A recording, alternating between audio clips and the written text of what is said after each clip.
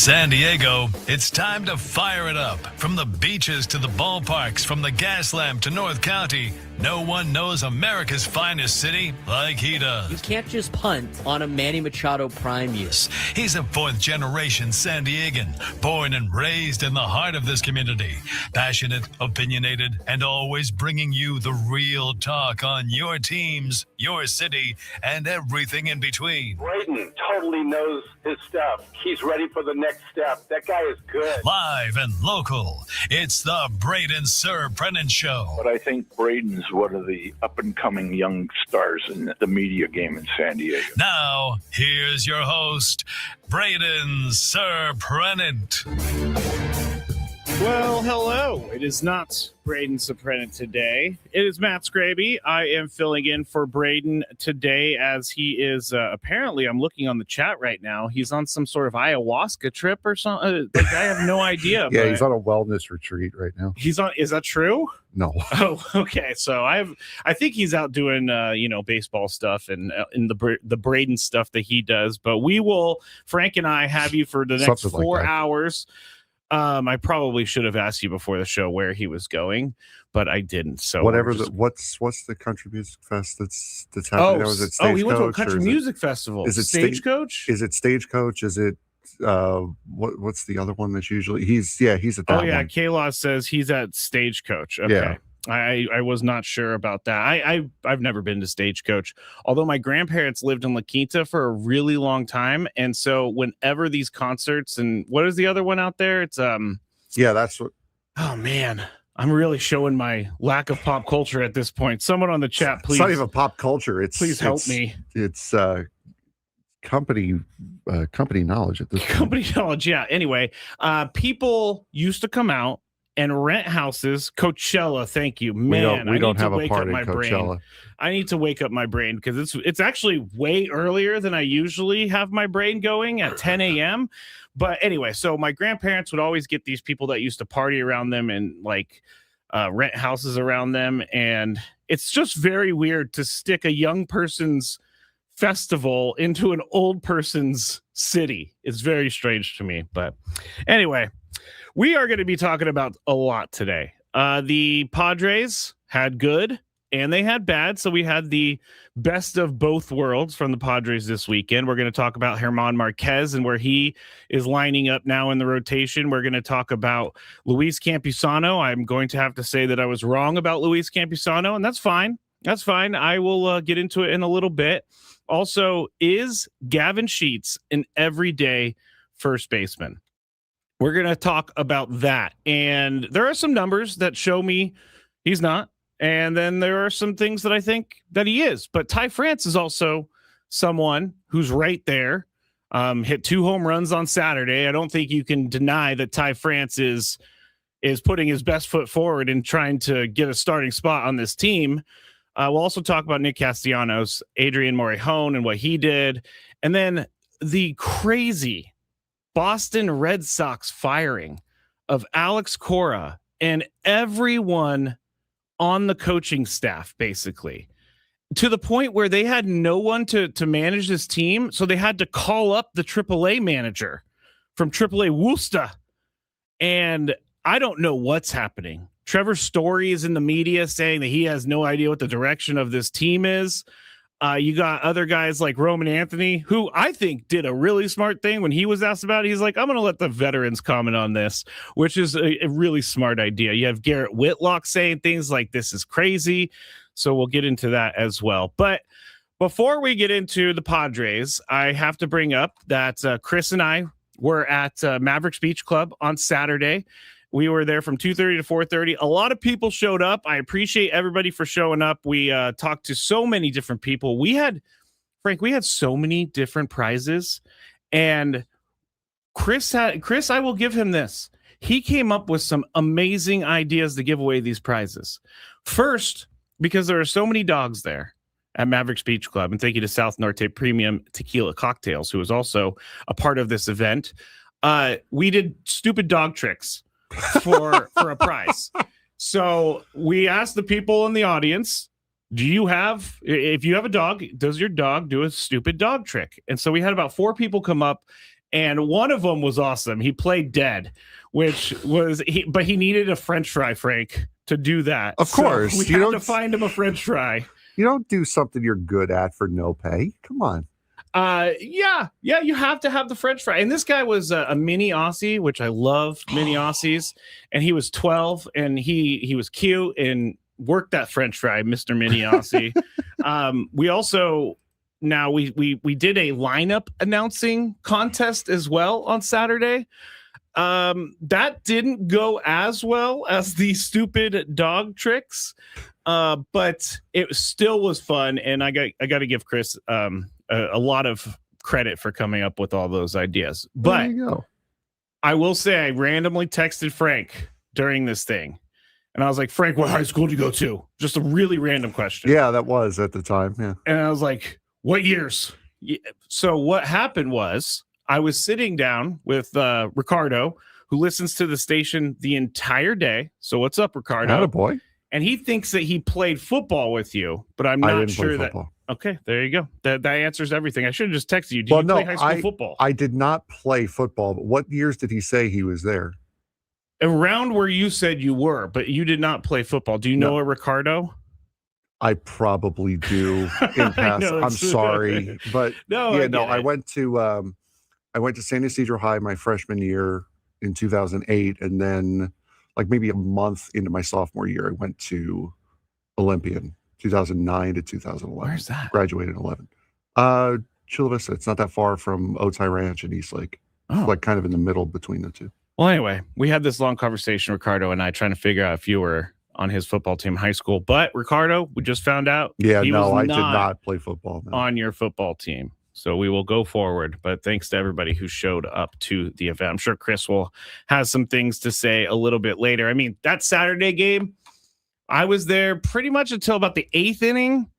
And it was not like a great game for us all to watch together because Herman Marquez gave up 4 runs in I believe the 2nd inning, which is something that he's done. And I'm going to get into a deep dive of Herman Marquez here in the next segment, but they went down early.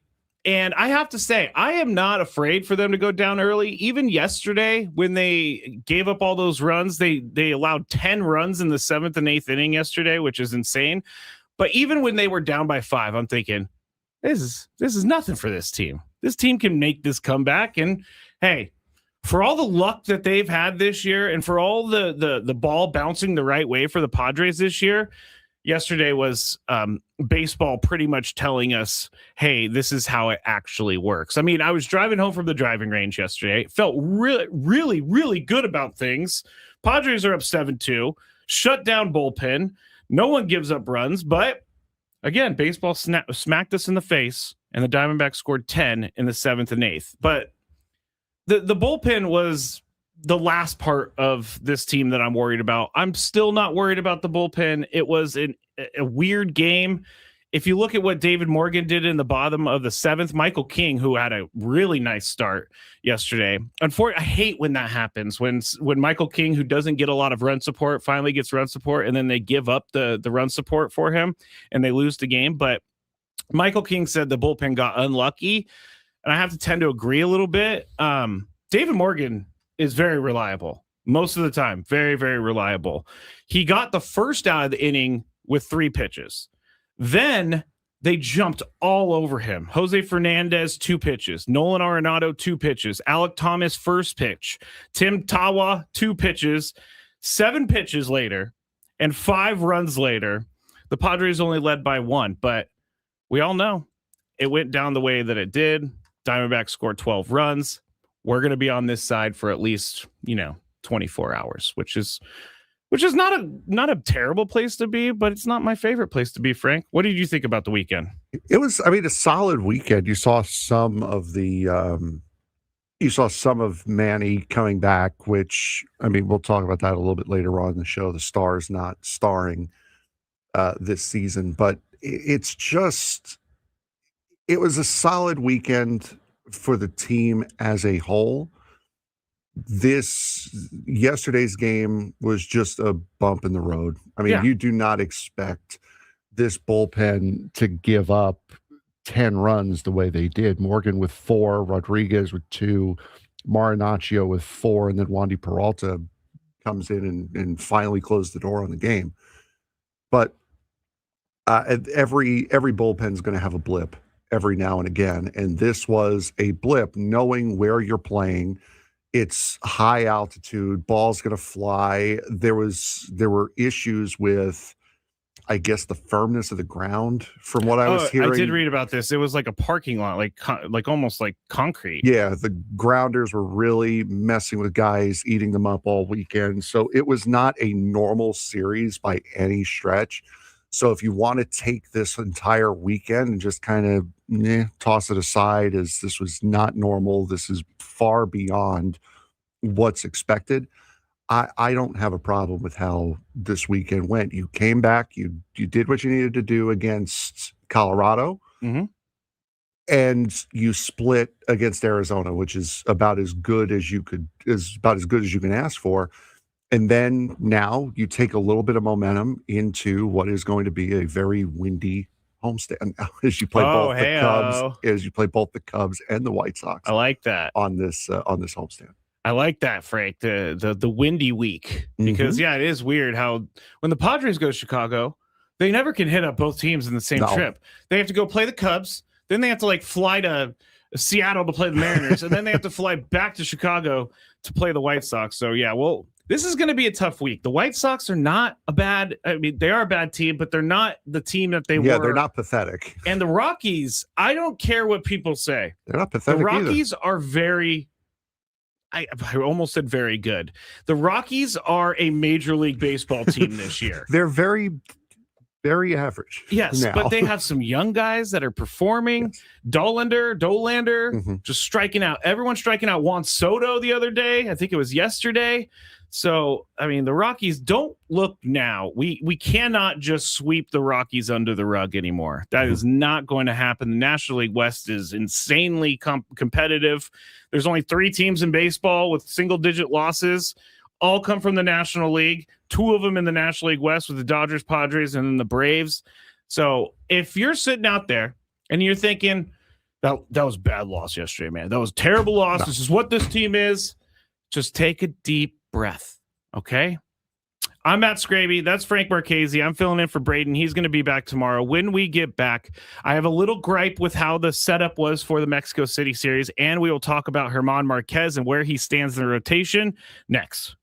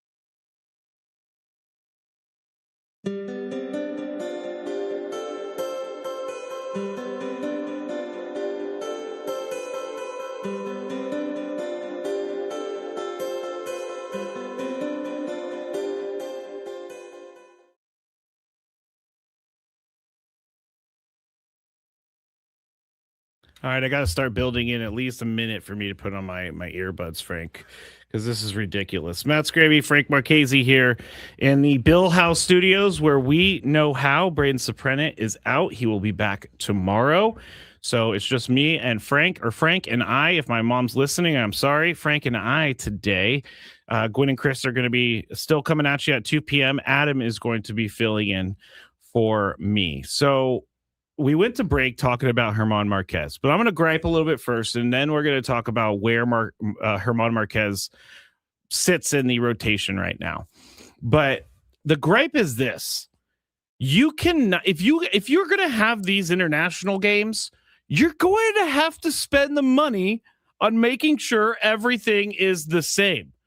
Cameras for reviews, because they did a review the other day, and I think Mud goes, I can't even see the ball, to be honest with you.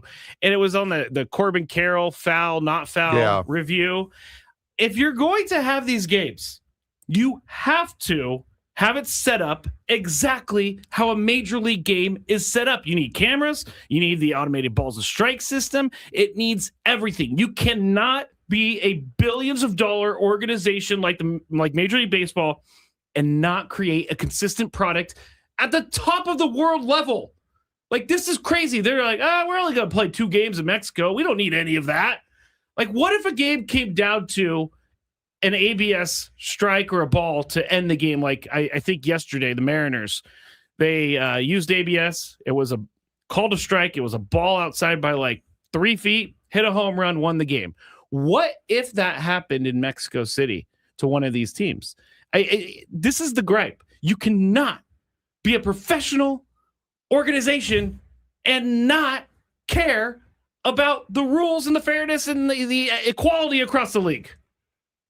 No, that's fair. I don't understand how teams have not put cameras on the foul pole. Even just the cool scenic shot of a home run. But also, that's kind of an unobstructed view down the line, is it not? If you have a ball if you have a camera on the foul pole, that is true. It is an unobstructed view. I don't know how teams haven't done that yet, but yeah, you have to. If you're especially going to put such a highlight on this series, which, by the way, it's also a major foul. He draws the foul. Major foul on Major League Baseball for not making one of these a national game. Not putting one of these on television. I agree with that, actually. Either on Fox, FS1, whatever. Do something. Or on Peacock on Sunday. You're doing a special series, and you don't highlight it to the national audience. It's just, so what are you playing the series in Mexico City for? At that point. Apparently, it's just to do grassroots marketing on the ground in Mexico City, because I had a friend who's like, wait, where are the Padres playing this weekend? I think people in Mexico know about baseball. Yeah, it's not a secret down there. As much as these leagues, NHL's on its own, NBA, NFL, Major League Baseball, they all copy each other. NFL does it best. Major League Baseball is the reverse engineering people, where they look at the end product, they're like, how do we get to that part? And then they just skip all the other parts leading up to it. It was ridiculous. And if they were going to reverse that Corbin Carroll home run or foul ball into a home run, I was going to lose my mind, because it doesn't seem sometimes like the replays that they're watching are the same replays that we're seeing, even though I know that they are. I don't know sometimes what is going through the replay umpire's mind. Yeah, no, I'm not sure. I'm not sure either. To be honest, it's one of I believe they do have a couple of different cameras possibly that are baseball cameras, but I honestly don't know as far as that's concerned. Yeah, I don't know either. But bottom line is, Major League Baseball, get it together. Make sure you have ABS there. You've known about this for a long time. Yeah. A long time. It's not like the Diamondbacks and Padres went to baseball and said, "Hey, we're going to play this weekend in Mexico City. I don't know if that's going to mess with your south. Yeah, I don't know if that's going to mess with your schedule at all, but we're going to play here this weekend." Baseball is just happy today that there was no major controversy with ABS over the weekend in Mexico City. I know it's just 1 or 2 games. I'm sorry, but those 2 games, if there was anything, we could point to those at the end of the year being like, hey, remember that game that they didn't have ABS and he struck out on the ball? But on the flip side to that, there's also going to be a dozen games the other way. You're right. Over the course of a season. So those all kind of wash each other. You're right. I do live in the present too much with baseball. I need to, I've learned over the years, just be patient, especially in first half of the year. It's not football. It's not football. And I'm going to be patient. I'm going to be patient with Herman Marquez too, because I think that Herman Marquez has shown to us that there are certain times when he can pitch. The problem with me is that this is what he said after the game on Saturday. 4 runs is nothing for this team, and I'm freaking happy about it, which I would be happy about it too if I'm Herman Marquez.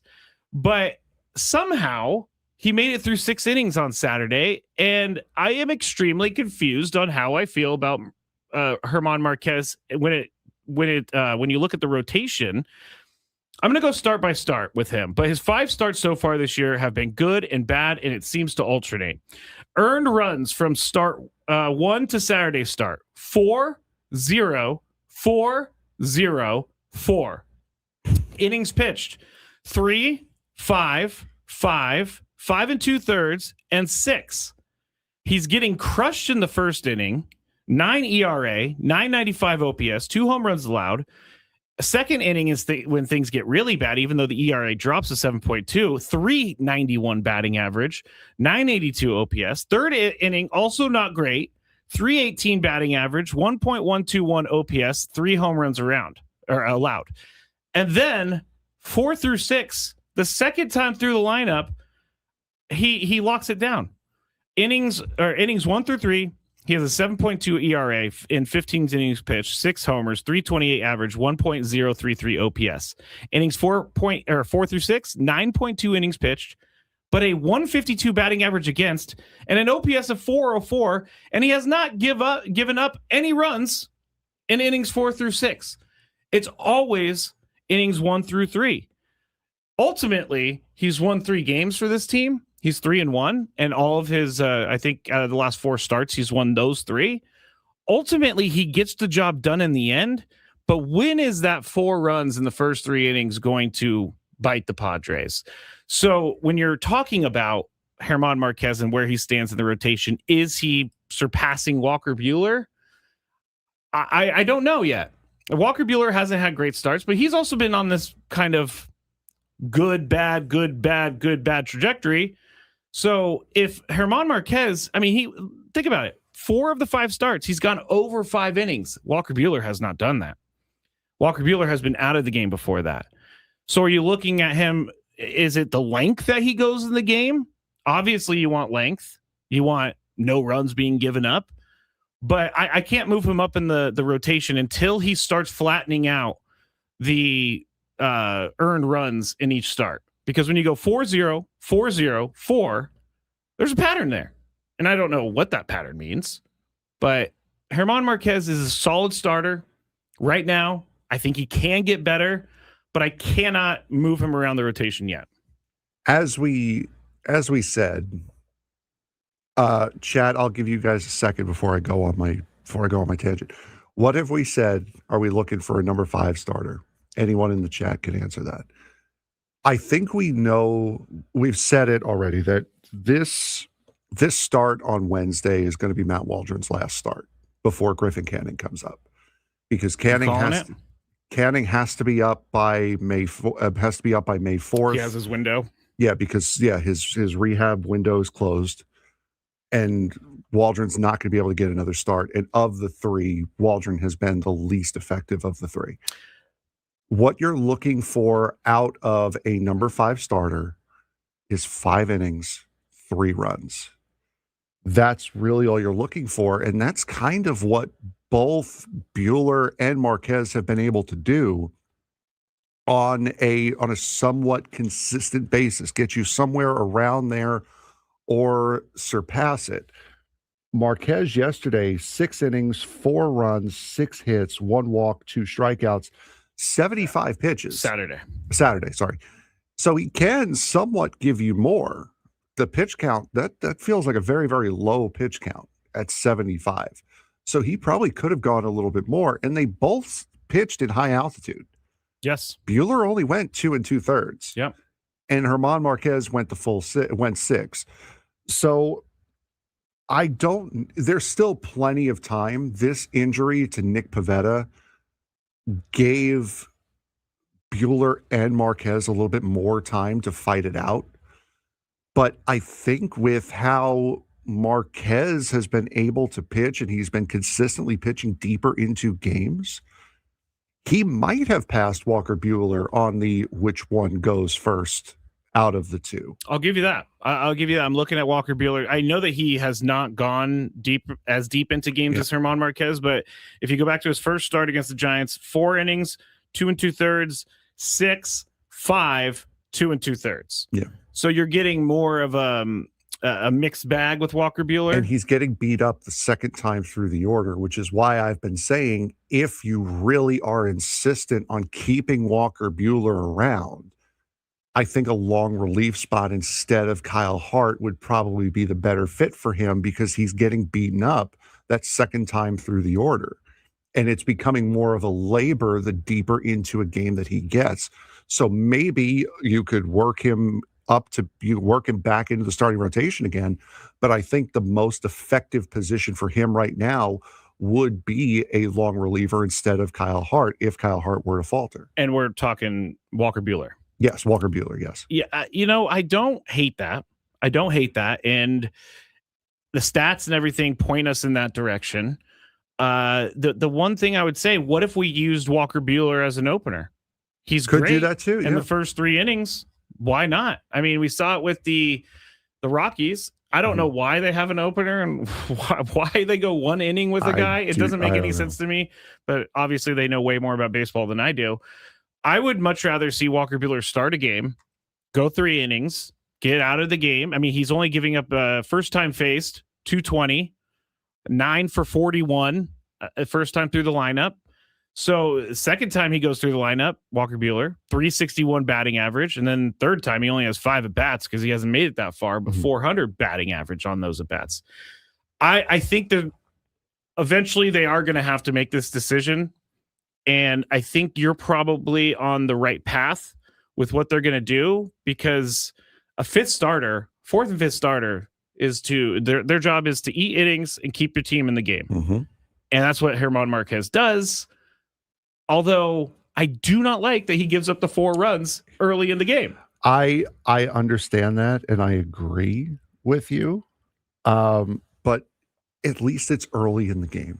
You have time to make it up, especially if he's going to be a lockdown pitcher the second or possibly third time he goes through the lineup. Granted, it's not good to spot your opponent 3-4 runs early in the game. He's been giving up a lot of home runs this season as well. But I look at it as you at least have some time to make it up instead of later. And this is and this team what did my neighbor always has really interesting baseball takes. He called them the Rally Cap Kids because my neighbor's a little bit older. He called them the Rally Cap Kids. And I'm like, okay, I can't argue with you because they do rally from deficits and end up winning. So I can't argue that it's not the Rally Cap Kids, but I don't really trust that too much. Or I don't really like the Rally Cap Kids name too much, Frank. But anyway, that's what they do. They come back and win games.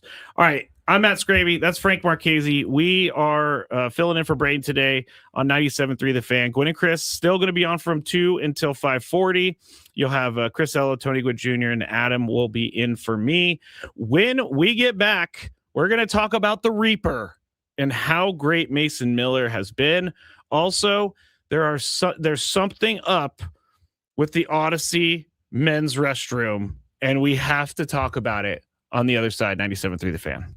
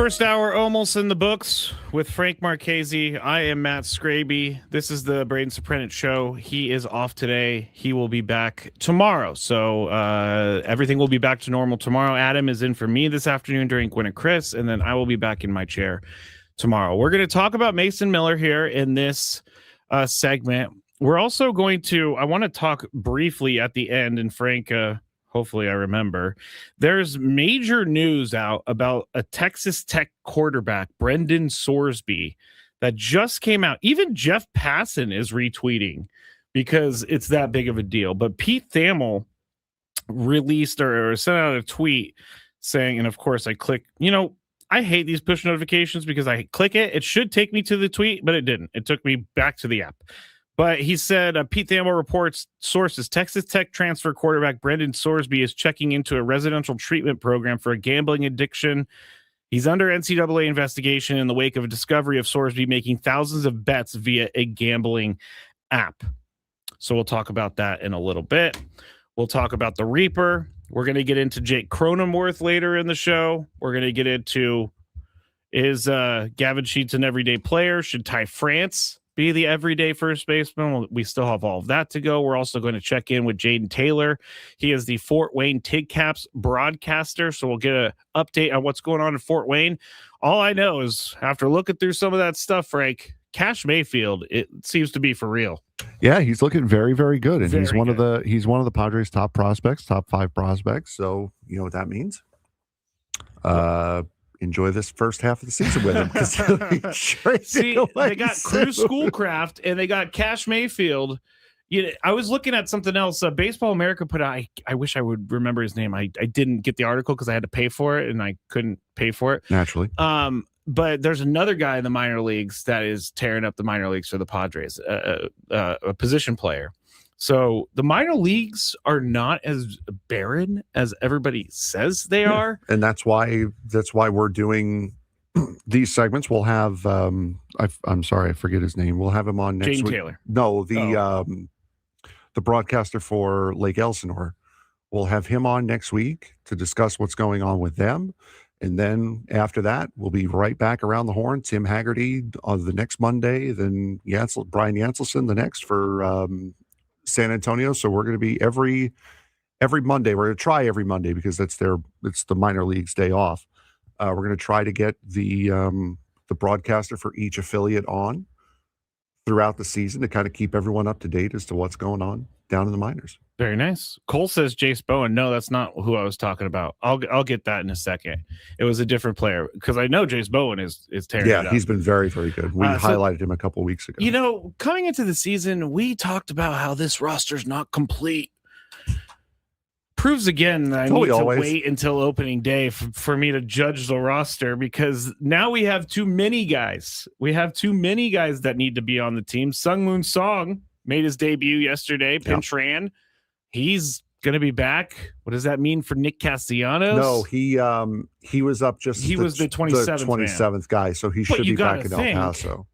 If they're thinking he's ready to debut in Mexico City, don't you think that he's ready to be on the roster? On the major league roster? Yes and no. Okay. Because you need that one extra guy, and they thought it better have a fielder than a pitcher. He just got reassigned, and that's pretty much from what we heard from Tim Haggerty. That's how they've been using him, really, as kind of a late defensive pinch running guy down in AAA. So possibly, I think if they thought that he was ready, they wouldn't have assigned him to AAA after he came off the IL. I think they still want him to work a little bit. I could buy that a little bit. I think they also want to give Nick Castellanos a little bit more time. We'll get into him a little bit later. He's a conundrum. I guess he's not really a conundrum, but I do feel like there's something left in there. I feel like he's just not built to be a pinch hitter / off day specialist. I think, and there's no room for him in the lineup. No. And there's no room to get him at bats to get going. Especially with how good Miguel Andujar has played. Yeah, Ty France too. There's plenty of options on this team. And Nick Castellanos seems to be one of the odd men out, and we'll talk about that. But I want to bring up something that Nerdman said on the chat real quick. Okay. Nerdman, we were talking about Brendan Sorsby getting in trouble for gambling. He said, just one more parlay, bro, which is every addicted gambler of all time. I'm just going to hit on this next parlay. I promise you. Give me $1,000, Frank. I'm going to turn this into 5, okay? Yep. Give me $1,000. I'll turn it into 5. That's how it works. Do you accept Monopoly money? No. Then I do not have $1,000 to give you. I am sorry. That is a smart choice by you. Now, I went to break saying something about the Odyssey bathroom, and the comments in here are gross. Okay. They said Scraby is the Reaper in the bathroom, which is not true. So Friday, Chris and I are doing the show. Yeah, Friday. Chris and I are doing the show. He goes to the bathroom at like 5 something. Comes back. He goes, don't go in there. And I'm like, what did you do? He was like, no. It's not me. It's not me. I walked in. He's like, I almost had to walk back out because it was so disgusting. But I put my shirt over my nose and I went for it. So I was thinking, okay, it's just a public restroom. Things happen. I came in today and used it at 9:30, and it still smells like sewage. So I gotta think there is some sort of leak happening in the bathroom. Frank, will you go in there real quick and smell it for me, please? Please? No. Come on. You gotta tell everybody about it. I will not. Go in there and go. That is just take a. He draws the foul. That's a foul on you for even suggesting that. No. I think you need to go in there and just confirm for everyone here. I think I don't. Okay. As a matter of fact. Well, you're going to have to go to the bathroom at some point. So you're going to have to go in there at some point. Yeah, you see, you say that. You're going to sit there for all 4 hours and not use the restroom? I always do. That is crazy. That is insane. And no, I did not do it, people on the chat. I did not. I swear to you. It doesn't happen when I'm around, but it happens when other people are around. I mean, the bathrooms are disgusting here to begin with. You got paper towels all over the floor. I mean, we've talked about this on Gwen and Chris. The community dude wipes also, like, they have signs in there that says, please make sure you flush. Like, what? Okay. People are fun, huh? Chris says, send Scraby to the restroom. 2-minute minor in the penalty box. Ooh, Ill619 said, smells like Crony's batting average. Ooh, that's tough. He draws the foul. That's a I don't think foul. it is. No, I don't think it is. It's true. And we've established on this show, things may be funny. We may agree with them, but that doesn't mean that doesn't mean you don't get a foul. Druninit says toilet talk. Okay, I think I've reached the limit of toilet talk on the show for at least this hour, Frank. For at least this hour, I get at least 5 minutes of toilet talk each hour. All right, we are going to talk about the Reaper, and I love the name the Reaper. Do you think that Mason Miller loves the name the Reaper? He's such a nice guy. I mean, nicknames aren't what you prefer them to be. They're given to you and they stick. Yeah. I mean, he has a really cool entrance. Are you ready? I still get goosebumps thinking about it. And he's good enough to be called the Reaper. Oh, for sure. Because he has now set the Padres' consecutive scoreless innings record at 34 2/3 innings. He did this on Saturday, and he did it quite easily. Clay Meredith is now second in team history for consecutive scoreless innings. I know Clay Meredith sent out a nice video congratulating Mason Miller on it, so that's pretty cool. But Mason Miller has 10 saves on the year. I haven't even seen him struggle yet. There's been some points where maybe some guys have gotten on base, but it's weak hits. It's nothing. I haven't seen him struggle, Frank. I think it was either Thursday or Friday, we just went through his numbers, like his game logs. And every time we went through his game logs, something else stood out. What? the fact that he's only thrown more than 15 pitches twice this season. How many does it have the total pitches he's thrown? Yeah. What? How many total pitches? 157. And that's in 10 appearances? 1, 2, 3, 4. 13. Wait, I guess he did have non-save situations. Yeah. So 116 strikes. 116 strikes. How many balls? What's 116 minus 157? Oh gosh, you're asking me to do math. Why would you? 157, 120 is 37 plus 4 is 41. Sure. All right, we're gonna stop doing math on the air. The fact that his last 2 outings are the only 2 where he hasn't struck anyone out, and he only has only had one outing before these last 2 where he struck out less than 2.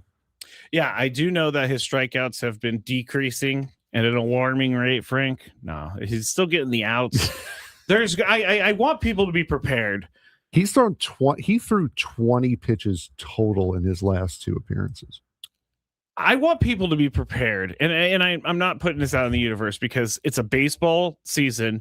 It's baseball, so this would have happened whether or not I said this. But I want people to be prepared because there will be a time this year where he is not going to have his best stuff, and he is going to blow a save. But let's enjoy what he's doing right now. He's the talk of baseball, not just the talk of San Diego Padres fans, not just the talk of National League people. He's the talk of baseball right now and what he's doing. He had back-to-back outings where he was 1 pitch away from an immaculate inning. Yeah, I saw his promo. Where is it? There is a promo for his bobblehead that's coming up, and it's not on these things, but they were marketing whether it's an immaculate inning or 100 and something mile an hour fastball, but they can market immaculate inning because it is a possibility every time he goes out there. And Mason Miller, I don't care who you are. Mason Miller, trading for him last year was the absolute right move. Leonidas DeVries might be a great player, seemingly seems to be on a track to be a great player. But Mason Miller is doing it all for the Padres right now. And I can't see a universe where people think that AJ Preller made the wrong move. And I even said this back, when I first saw the trade, I was like, oh no, they just gave away Leonidas DeVries, which we've been propping up this entire time. We've been saying that he's the next great player. He's the next prospect. And then I found out it was for Mason Miller, and I'm like, okay, cool. I could take Mason Miller. And I know people were on the fence about this trade, but I don't know anyone anymore that's on the fence. I mean, have you talked to anyone, Frank, that's like, they should have never made that trade for Mason Miller? And you know what the best part is? He gives you roster freedom.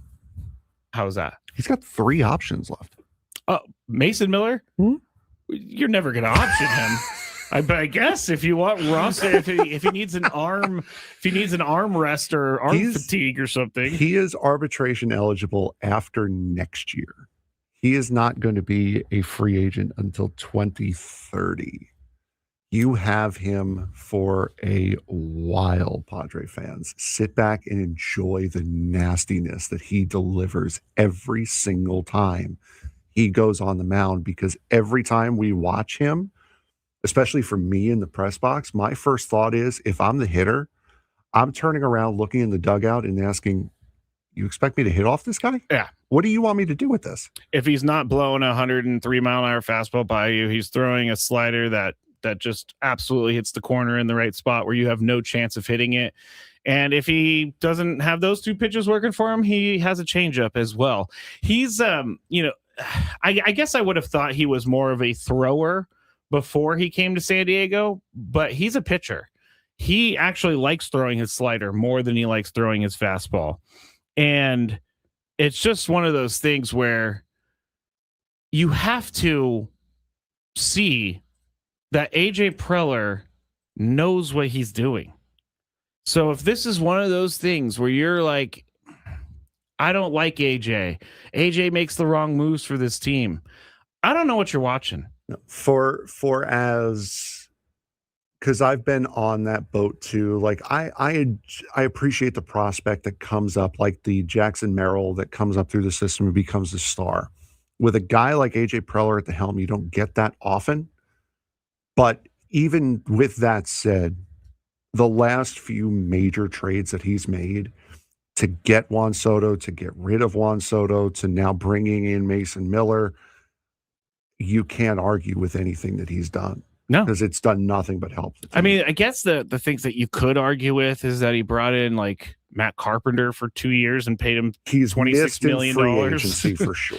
But for the most part, he's put this team in a really, really good position.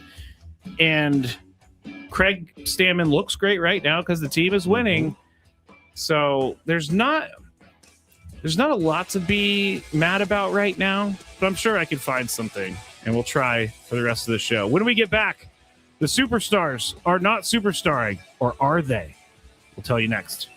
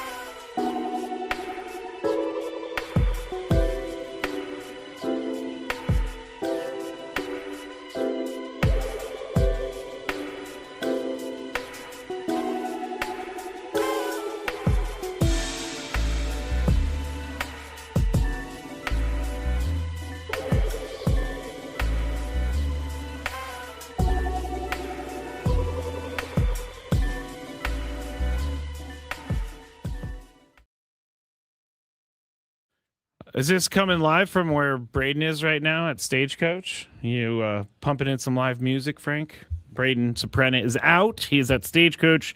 He will be back tomorrow. I am Matt Scraby. That is Frank Marquez. And we are just talking about the Padres weekend. It was a solid weekend. I know that they lost yesterday. I know that they gave up a bunch of runs, which wasn't my favorite. I know it wasn't any of your favorite, but it's baseball. It's going to happen. They scored some runs, and there was something to take from yesterday, and that would be Manny Machado hitting 2 home runs. Now, I don't care if it's Mexico City.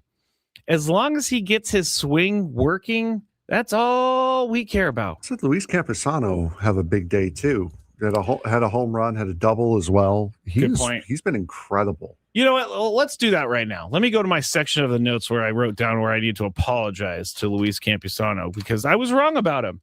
I said the Padres should cut bait and move forward in spring training because he wasn't hitting well, or he wasn't hitting in spring training. And, maybe if Craig Stammen isn't the manager, he might be elsewhere because Craig Stammen has said multiple times that he loved pitching to Luis Campusano when he was pitching, said he was a nice big target back there, said that he did a lot of things right. Just need the bat to get going. Well, the bat has gotten. The bat is going. Gotten is not the right. Oh, gotten? Is that a word? It's gone going. Yeah. Okay. But I need to apologize because I said move on from him. Get rid of him. It's time to cut bait because we've seen what he could do. And the Padres are investing way too much time. They're investing way too much energy, and they're investing way too much money in Luis Campusano. Time to cut bait. It's a good thing they didn't listen to me. Silly man. Yeah, it's a good thing they didn't listen to me. Silly little boy, you. And so I'm wrong. But, Luis Campusano is proving why the Padres did not cut ties with him over the last few years of struggles. And they are being rewarded for keeping him with the team, giving him chances, giving him opportunities. He has been great so far this year. He's hitting .359 in 40 at-bats this year. His OPS is 1.145, and he's hit 3 homers. So you can't ask for anything more. And now I'm even seeing people saying, hey, why not make him the starting catcher over Freddie Fermin?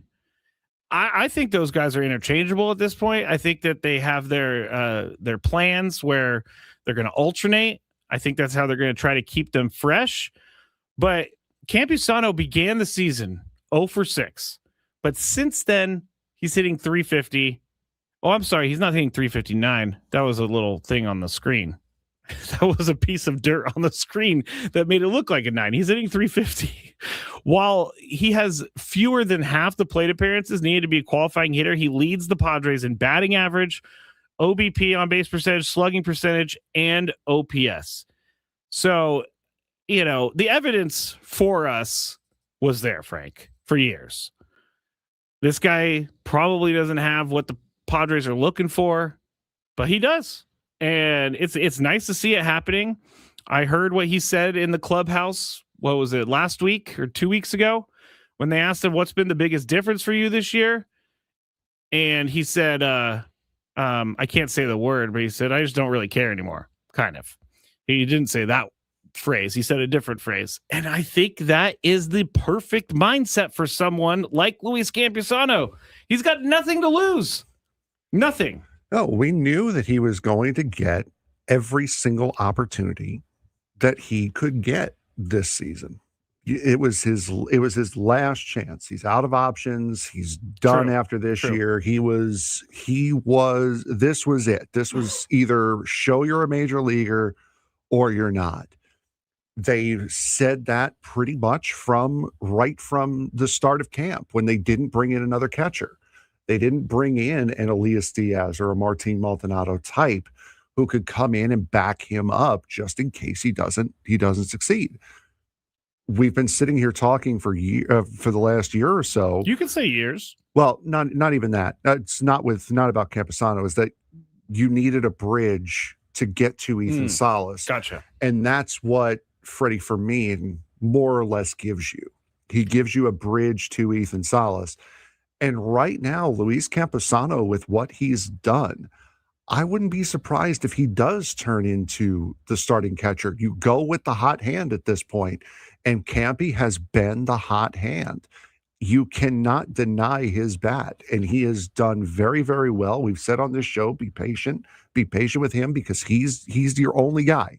He is your only other option. Rodolfo Duran, if he was going to be the option, he might have been here already. So they gave him every option. They gave him every opportunity, and he has now repaid that, and he is getting more at bats, getting quality playing time, not just once or twice a week.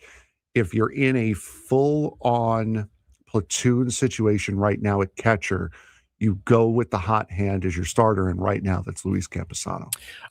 Yeah, it is Luis Campusano, and I'm glad that everybody on the chat is saying the same thing. Like, we were all wrong about this, so it wasn't just me. But one of the things that I do need to do, because I might yell a little bit louder than other people, I do need to tell people when I'm wrong, and this is one of those cases. And it's one of those catch-22s, is, where I say I hope I'm wrong, and then they're great and everything's fine. But then if you're not wrong and they are terrible, then it's all bad. So it's one of those things. And McKee says, I'm glad he's not tinkering with his batting stance too and just letting go like he said. There was another comment here I wanted to read. Oh, Fridge Washer. Great name. Scraby wants Campy to lead off. That is not true. I am a big fan of having a bat in the late part of your lineup, the 7, 8, 9 parts of your lineup. Do you want Jake Cronenworth hitting 9th or 8th? Probably not right now. Jake is having a really hard time at the plate. Do you want Luis Campusano with some power in the 8th or 9th spot? Yeah, I do. I want Luis Campusano to be able to get on base, turn it over for Ramon Laureano and Fernando Tatis Jr., and see what happens. I like having guys at the end of the order. That's why I wanted Luis Ariz at like the 7th spot last year, just to get someone who's not an automatic out.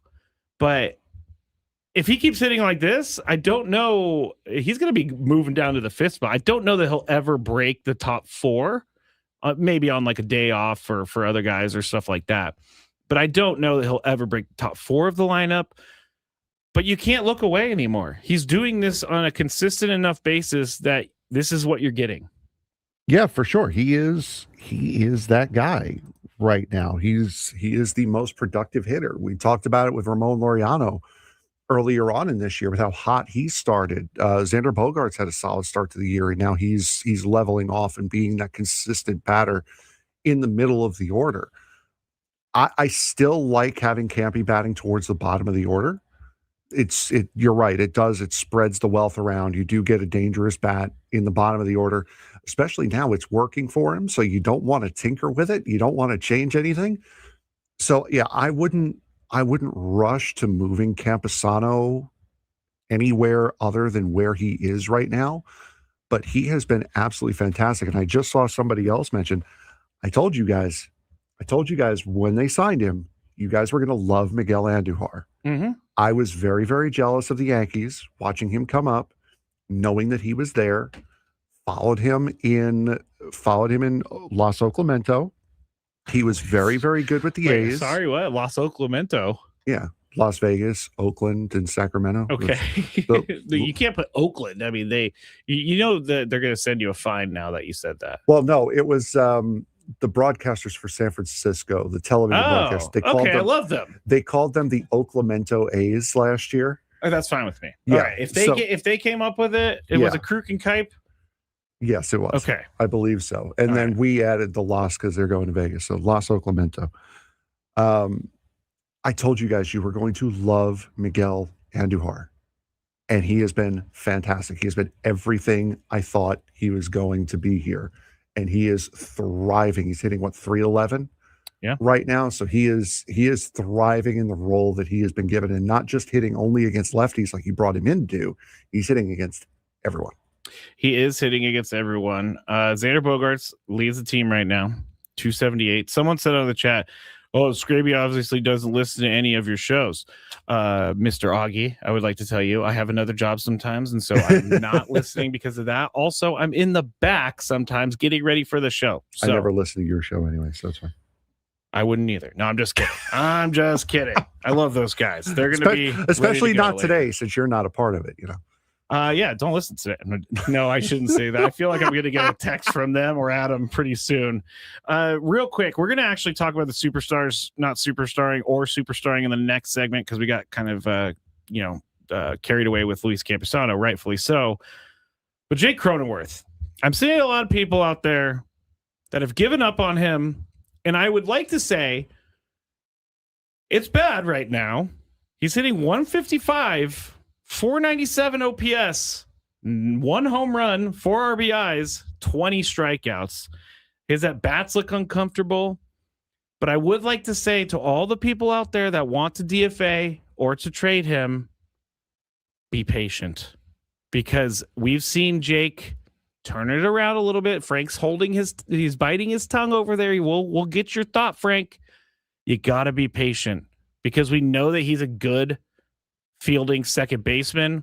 Although yesterday, that whole thing with Jake and Xander coming together and then Jake having to dive and try to get the guy out, which ended up contributing to the grand slam because he dove and didn't get there.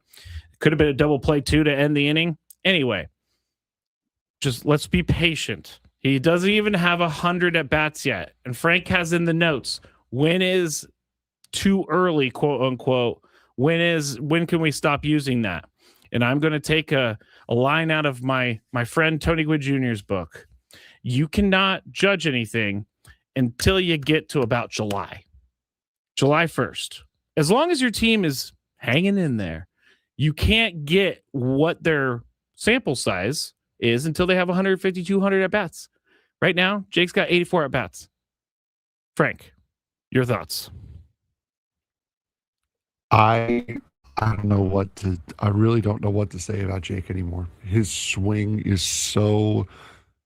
The angle that the angle that I was sitting in the press box in Anaheim, like I said on last week, you could really see the uppercut. When did you go to the press box in Anaheim? Friday. I went to the game on Friday. Oh, I went to the game on Saturday. We missed each other. 2 ships in the night.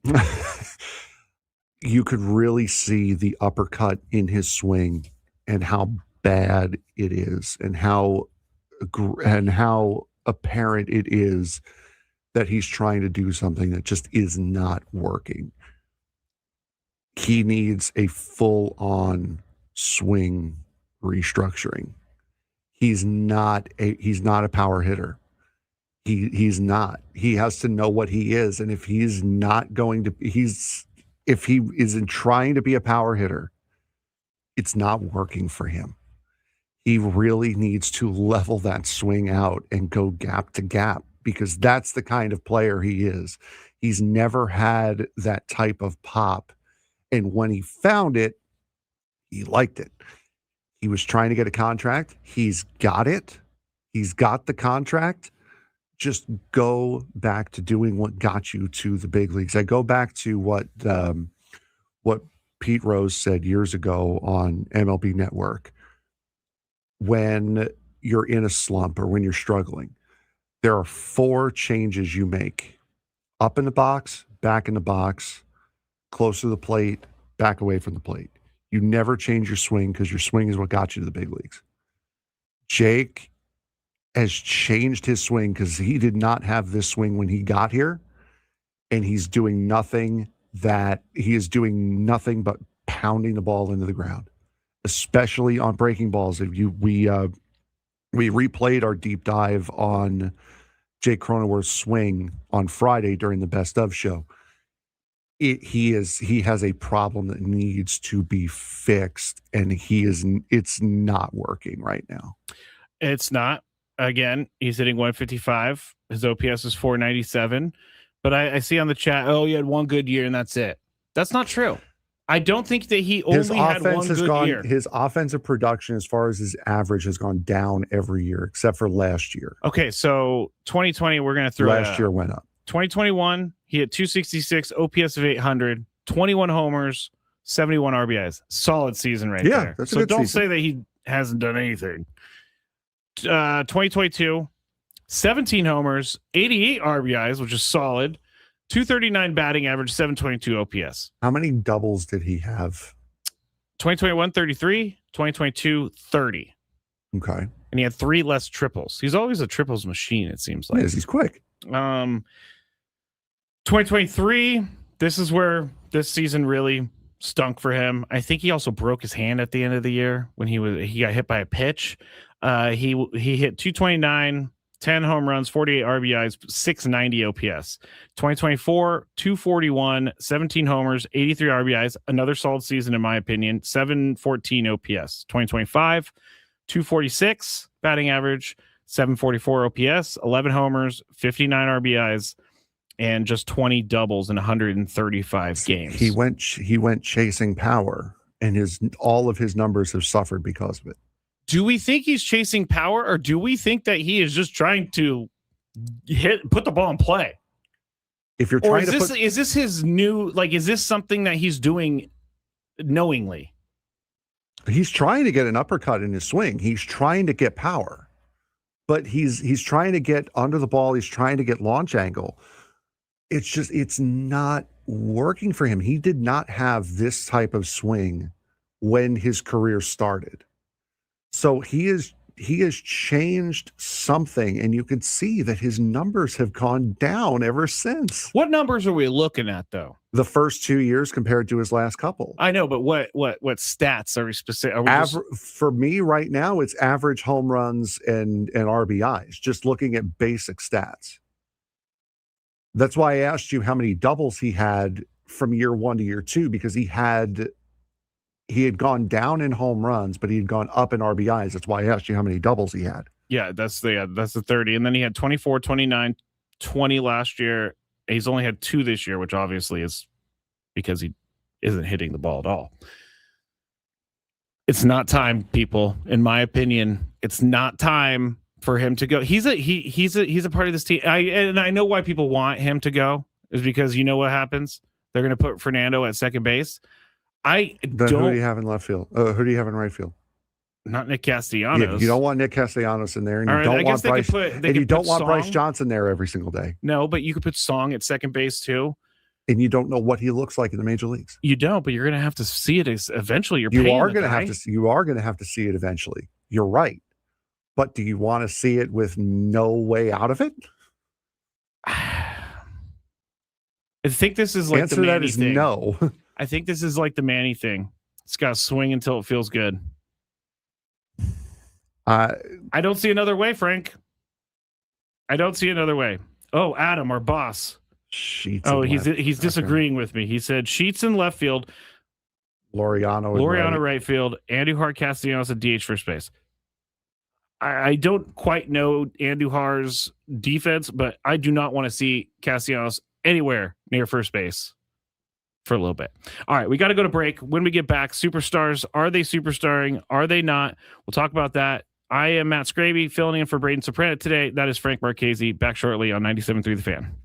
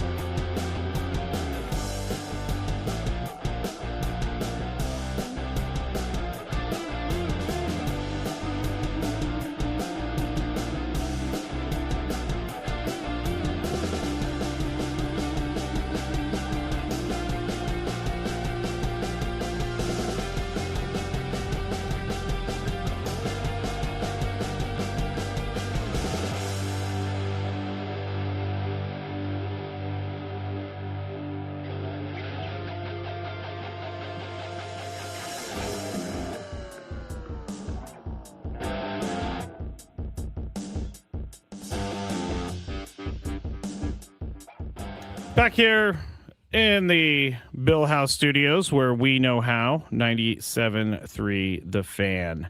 Thanks to everybody who has contributed to the show and listened to the show so far. I'm with Frank Marquez. He is going to be here with me until 2 p.m. Gwen and Chris still the same. Adam's going to be in for me, so that's the only difference.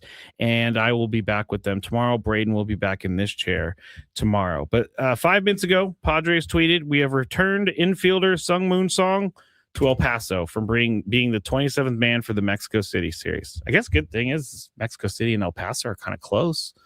Won't be that much of a flight, but I know that there's some disappointed people out there hoping that he would take the job of Jake Cronenworth. I'm telling you, it's not going to happen. I don't know if he's going to El Paso. Hold on. Well, that's what the Padres told me. Well, no, I know he's going to be playing for El Paso. I just don't know if that's the city he's going to. Oh, he'll be going to Albuquerque, New Mexico. Actually, still kind of close. As they will play, as El Paso gets set for a 5-game set against the Albuquerque Isotopes. You know, or Tony, 6-game set, I should say. Do you know?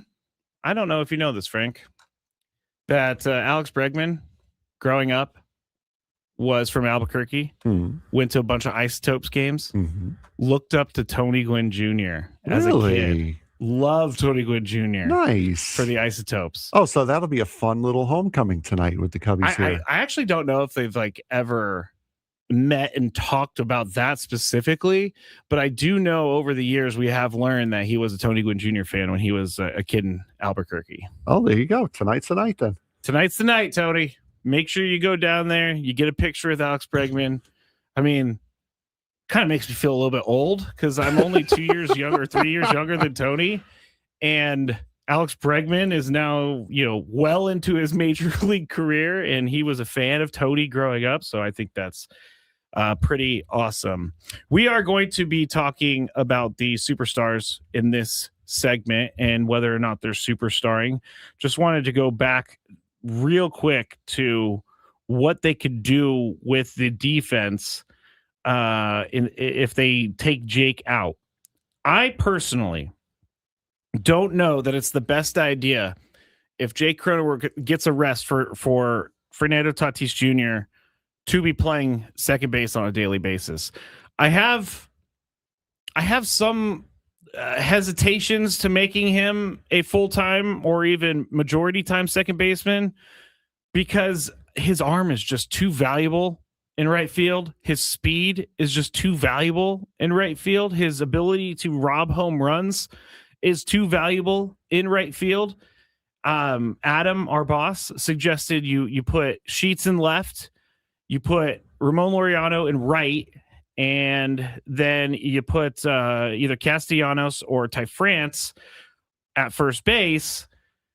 I would much rather have Ty France at first base and Gavin Sheets DHing than any of the other combinations. Like, if you look at what Ty France is doing so far this year, he has been awesome. And I first off, I question why other teams did not look at Ty France more. He's a Gold Glove winning first baseman. Obviously, he can still hit for power. He's a good. I'm gonna say he's a great addition to this team so far. I would much rather see Ty France at first base and Gavin Sheets DHing than Gavin Sheets in left field, Castellanos at first base. It's just I don't want to see Castellanos at first base anymore. No, and if you put Jake Cronenworth on the bench, let's play the game now. We'll put Jake on the bench. You now have 2 holes on the bench in him and Castellanos. So this deep bench that you just had, or that you supposedly just had, has now gotten very, very thin. And for all of you who are saying we want Sung Moon Song, you don't know what he is. You don't. You don't know what he is at the major leagues yet. You do know what Ty France is. Yeah, you know what Ty France is. So, I mean, if you're by benching Jake Cronenworth right now, you are shortening up the bench in a major way. And Freddie Fermin, you're going to be reluctant to use him because you never know when he's going to have to come in to catch if you're going to pinch run with in place of Luis Campusano later. You need a catcher. So Freddie Fermin, you're not going to, you always have to have two catchers. Right. So you don't know, you've shortened the bench up to the point where you almost have no bench at that point. Are you going to trust Castellanos in a big spot? No. To get a hit? You going to trust Jay Cronenworth in a big spot to get a hit? Yes. No. The answer is no. Are you going to hit Freddie Fermin knowing that you may have to put Bryce Johnson in to run for Campusano later in the game? These are all great questions. So all of this to say that getting rid of Jake Cronenworth right now is not the best idea. The best thing the Padres can do is try to wait for him to come out of this. And to be fair, and you guys aren't going to like this, you guys aren't going to like hearing this, but he's earned the right with this organization to have enough leash to work his way out of this. I don't disagree. And I think people are way too quick to DFA the guy who's playing the worst on the team. You know how many times we've DFA'd Xander Bogaerts in San Diego? Exactly. Probably 175 times over the years. Right. So the fact that the Padres are doing the best thing that they can do with Jake and with the second base position right now, you're not going to jettison him before figuring out whether or not Sung-Moon Song can play at this level every single day. I agree. So unfortunately, the second base position right now is where it is. And Jake is kind of is where it is. And I'm sorry, Commendatore, if you're out, then I understand. But that's where they're at right now with this team. You know what would help a lot? Because I do like in baseball how the superstars aren't superstarring, and we complain about the 26th guy on the roster. Oh, this guy can't get on base. This guy. Now, Jake Cronenworth is not the 26th man on the roster, so I agree. He's a starting player. They came into the year with him being the starting second baseman, so I understand that he has more to prove and more to do than other players. But if the superstars are not going to do their thing, then Jake Cronenworth, what he does doesn't matter.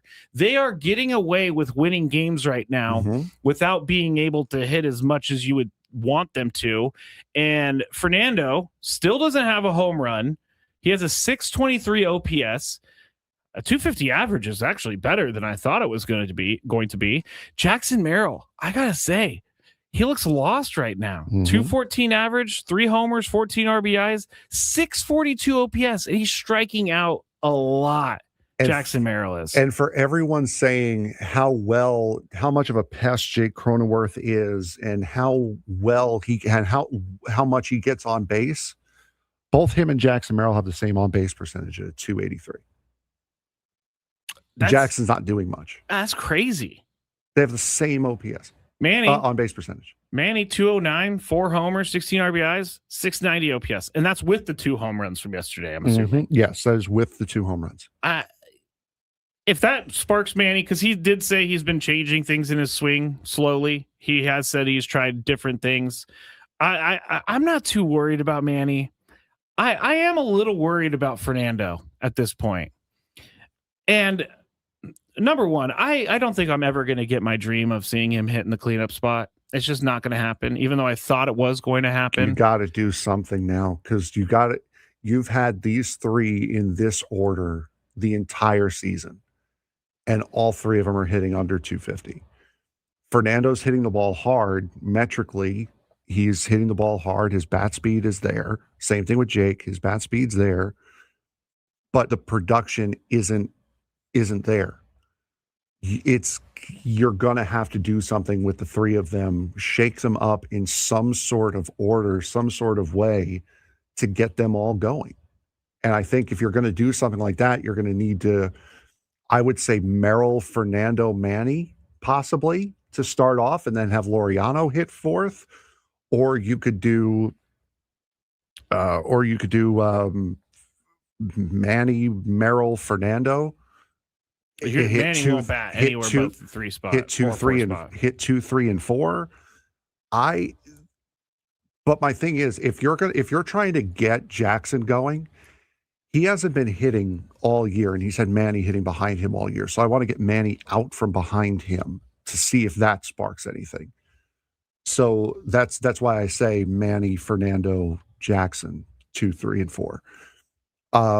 They're coming up on a point. They have to be coming up on a point where they have to figure out a way to get all of them firing, and it might be a lineup change in those 3. It could be. And I don't see the Padres having any. I don't see them having any aversion to changing up the lineup, because I think for the first 17 games of the year we had 17 different lineups. Yeah. They're gonna have to do something. You know what? We're past our break time, so when we get back, we'll continue this conversation, and we also still have our check-in with Jaden Taylor, Fort Wayne TIGCAPS broadcaster, and we have a lot more to go here on. I almost said the Scraby Show, which is kind of, but not really. It's technically the Braden Surprenant Show. He'll be back tomorrow. That's Frank Marquez with me. More Padres talk on 97.3 The Fan.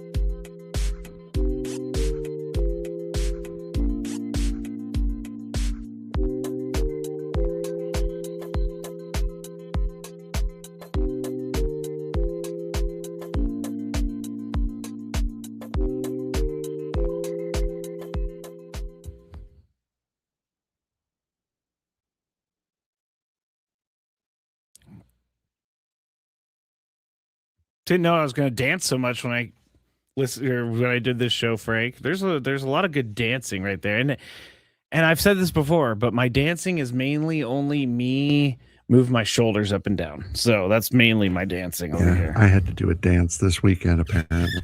What? So I have a season credential for San Diego FC. Okay. And I don't remember if it was last week or this week. We finally got them. We finally got the actual hard card because we've been getting just day passes ever since. And the girl at the credential pickup was like, okay, one rule with these though is you have to do a dance because you're finally getting the card after like 2 months. So I did a little shimmy, and that was enough to give me the card. Okay, very nice, very nice. That what I also don't like about the daily passes. I am someone who keeps a lot of my stuff. I have every daily pass I've ever gotten. But the daily passes, like when I went up to Anaheim, it was a sticker. Yep, same. I had the same issue. You can't use the daily pass. Nope. You can't save the daily pass is what I mean. Mm-hmm. So I have a bunch of my Super Bowl Radio Row credentials. I have a bunch of things, different Padres years. But I went to the Mets, and they gave me a hard pass. It's very cool, but that is unfortunate that you got those daily passes. Yeah, but now you have one that you could save. Yeah, I got... I have all of my credentials that I've ever gotten from the station are all hanging up. Oh, they're hanging up. Mine are in a... I have... Well, they're hung up around a thumbtack, so it's not like they're displayed. It's not like they're properly displayed or anything, but they're all hanging up they're all collecting. I'm going to need a bigger thumbtack soon. I think I got like at least 50 at this point. 50 I'm probably around type of things. Too, I went to Cooperstown. I got one of those. I got cool stuff. But glad you went to the game. We're going to talk about SDFC towards the end of the show. We are going to keep talking Padres and the superstars not superstarring. One thing I will say about Fernando, and I heard Woods addressing this as I was driving in this morning, but you can't tell a guy's happiness by the way he looks walking back from the plate after he strikes out. Okay. You cannot tell me that he's depressed or he doesn't want to play anymore. Woods made I'm just going to steal his point because it was so good. Fernando is the first one to celebrate with his teammates if something good happens. Fernando is the first one who's out there congratulating guys. So can we stop for a second? Wouldn't you, being Fernando, not having any home runs, seemingly not hitting the ball very well. I mean, he's hitting the ball hard, but he's not hitting it. He's getting unlucky. Wouldn't you be a little depressed as well? Wouldn't you strike out and be like, man, this stinks. Yep. I am mad, and I'm not going to smile on the way back to the dugout. Yeah, pretty much. Elisa said, the body language experts wear me the bleep out. I agree. They wear me the bleep out as well, because there's a lot of them out there. Mm-hmm. Fernando's going to be okay. Next time he hits a home run and he's crying around the bases, tell me, because then we got a problem. Okay. We will continue to talk about that, but I forgot. We have this. Oh, we do? Sportsnet? You know that group chat, the one that's always blowing up with the biggest sports takes, debates, and breaking news? You got barbecue back there, and you didn't invite me? Yeah, we've got that too. Welcome to the Sports Thread, where we break down the top 5 stories in sports, just like you would with your crew. Oh, no! Disaster! What a bad idea! No filters, no silence, just real talk. All righty. Let's get this going. We'll start off with a little bit of NBA. How about that? Number 1. Very nice. Victor Wembanyama reminded everyone why he's already, quote, the best player already in the, quote, best player in the world conversations, dominating defensively with 7 blocks and 4 steals while adding 27 points and 12 boards to lead San Antonio Spurs to a stunning 114-93 comeback over the Portland Trail Blazers. After missing Game 3 due to concussion protocol frustrations, Wemby anchored his historic turnaround. San Antonio flipped a 19-point deficit in a 21-point win, outscoring Portland 73-35 in the second half and taking a commanding 3-1 series lead. His defensive presence completely changed the game, holding the Blazers to brutal shooting when contested shots. When he contests shots and proving that even. You okay over there? No. Even on and quote off offensive start, he can take over in ways few players ever have. Are we already watching Victor Wembanyama become the most impactful two-way player in the NBA, or is it too early to put him in that tier? I think we're getting close. I've watched this guy play, and for someone who's like 7'4" or whatever he is, he plays like he's a 6'8", 6'9" type of guy. He is very good, and I can't say that he's the most impactful two-way player in the NBA right now. It's got to be in the top 3. Yeah, for sure. Yeah, top 3. He is a freak. Is Victor Wembanyama. Number 2. The Boston Red Sox made one of the most shocking early season moves in baseball, firing manager Alan Cora. Alan Cora. Are you okay? He draws the foul. Firing manager Alex Cora and much of his coaching staff despite his championship pedigree, as the team struggles at 10-17 and sits at the bottom of the American League East. Once the architect of a 108-win World Series team in 2018, Cora couldn't overcome a roster that has completely underperformed. Boston ranks near the bottom of the league in nearly every key offensive category, while the pitching staff has also collapsed. The organization is now turning to interim manager Chad Tracy to stabilize things, signaling a full reset mindset as expectations crash early in the season. Was moving on from Alex Cora this early in the season a necessary wake-up call, or does it point to deeper roster construction issues that no manager could fix? First off, KG has a great comment. Alan Cora, famous coach of Arson Judge. Arson Fudge, yes. Which is really good. I think this is a Red Sox organization run by Scott. Is it Scott Breslow? I believe so. Yeah, Scott Breslow. And it's his way or the highway. And I think he didn't get along with the manager. I think you just look to the players to tell you how to feel about this.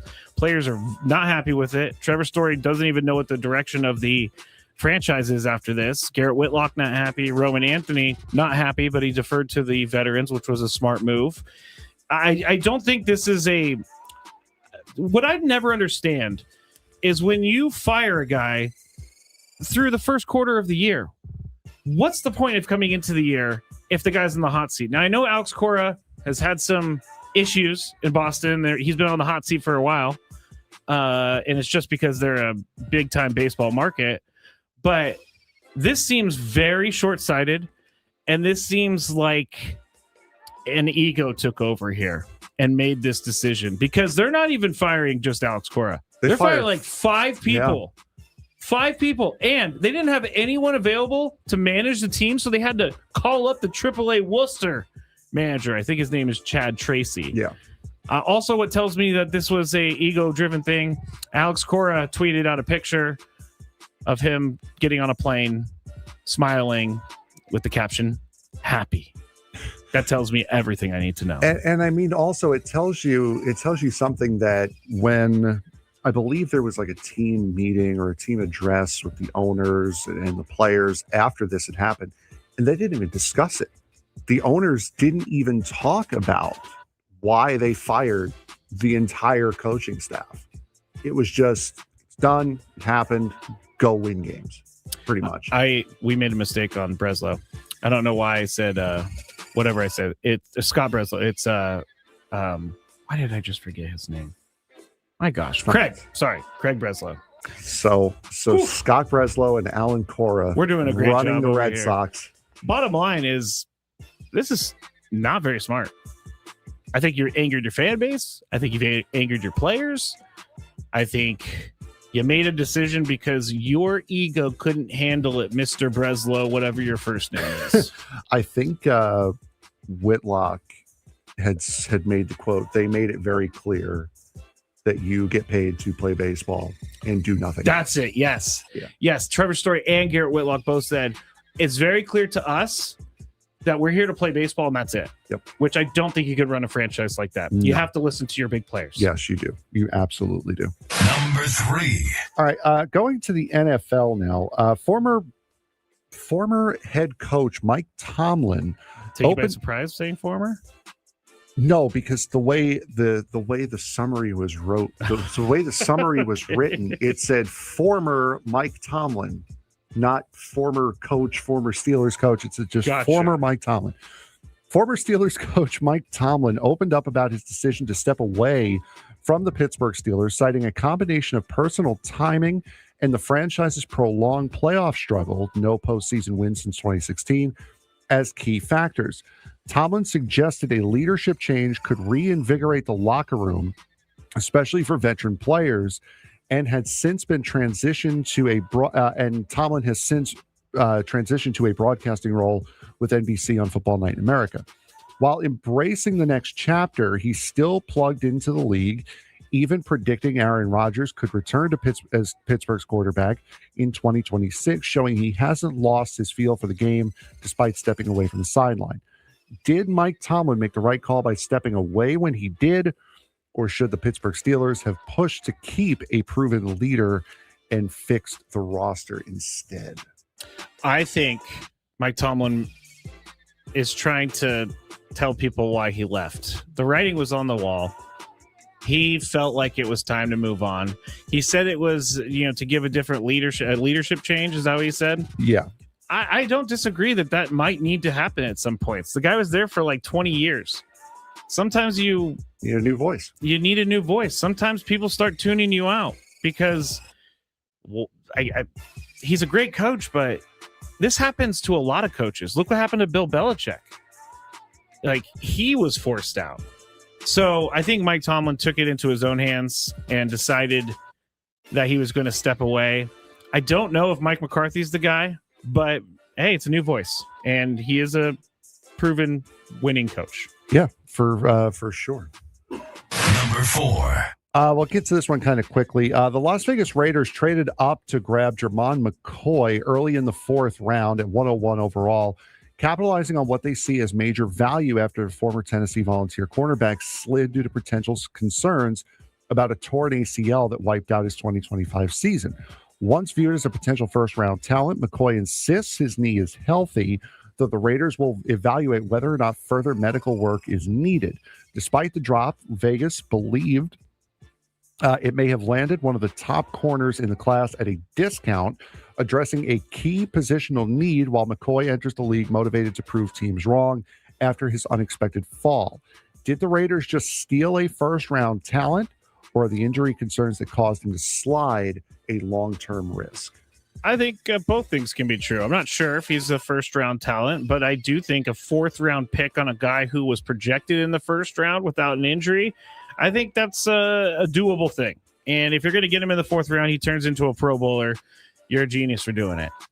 The injury concerns obviously are there. ACLs are very weird, and especially in football, you don't want to... I mean, a lot of guys come out of college into the NFL with knee problems, and for the most part, everything's fine. I can't say they stole a 1st-round pick or talent, but I am going to say that it's worth the selection.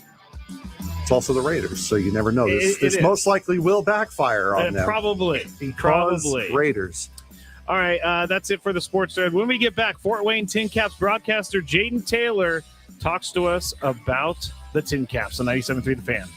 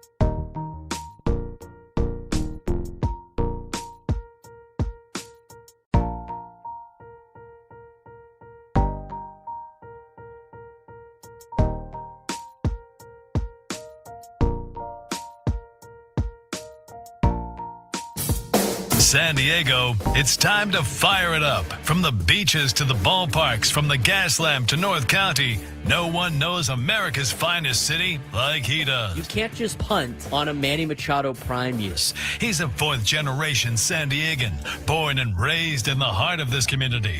Passionate, opinionated, and always bringing you the real talk on your teams, your city, and everything in between. Braden totally knows his stuff. He's ready for the next step. That guy is good. Live and local, it's the Braden Surprenant Show. But I think Braden's one of the up-and-coming young stars in the media game in San Diego. Now, here's your host, Braden Surprenant. Next time I'm actually going to record my name over that when it says that Matt Scraby's, it's going to be like the actual clip, but instead I just tape over Braden. I put Matt is going to be one of the real up-and-comers in this game because I am in today. Braden will be back tomorrow. He is enjoying some rest and relaxation over the weekend.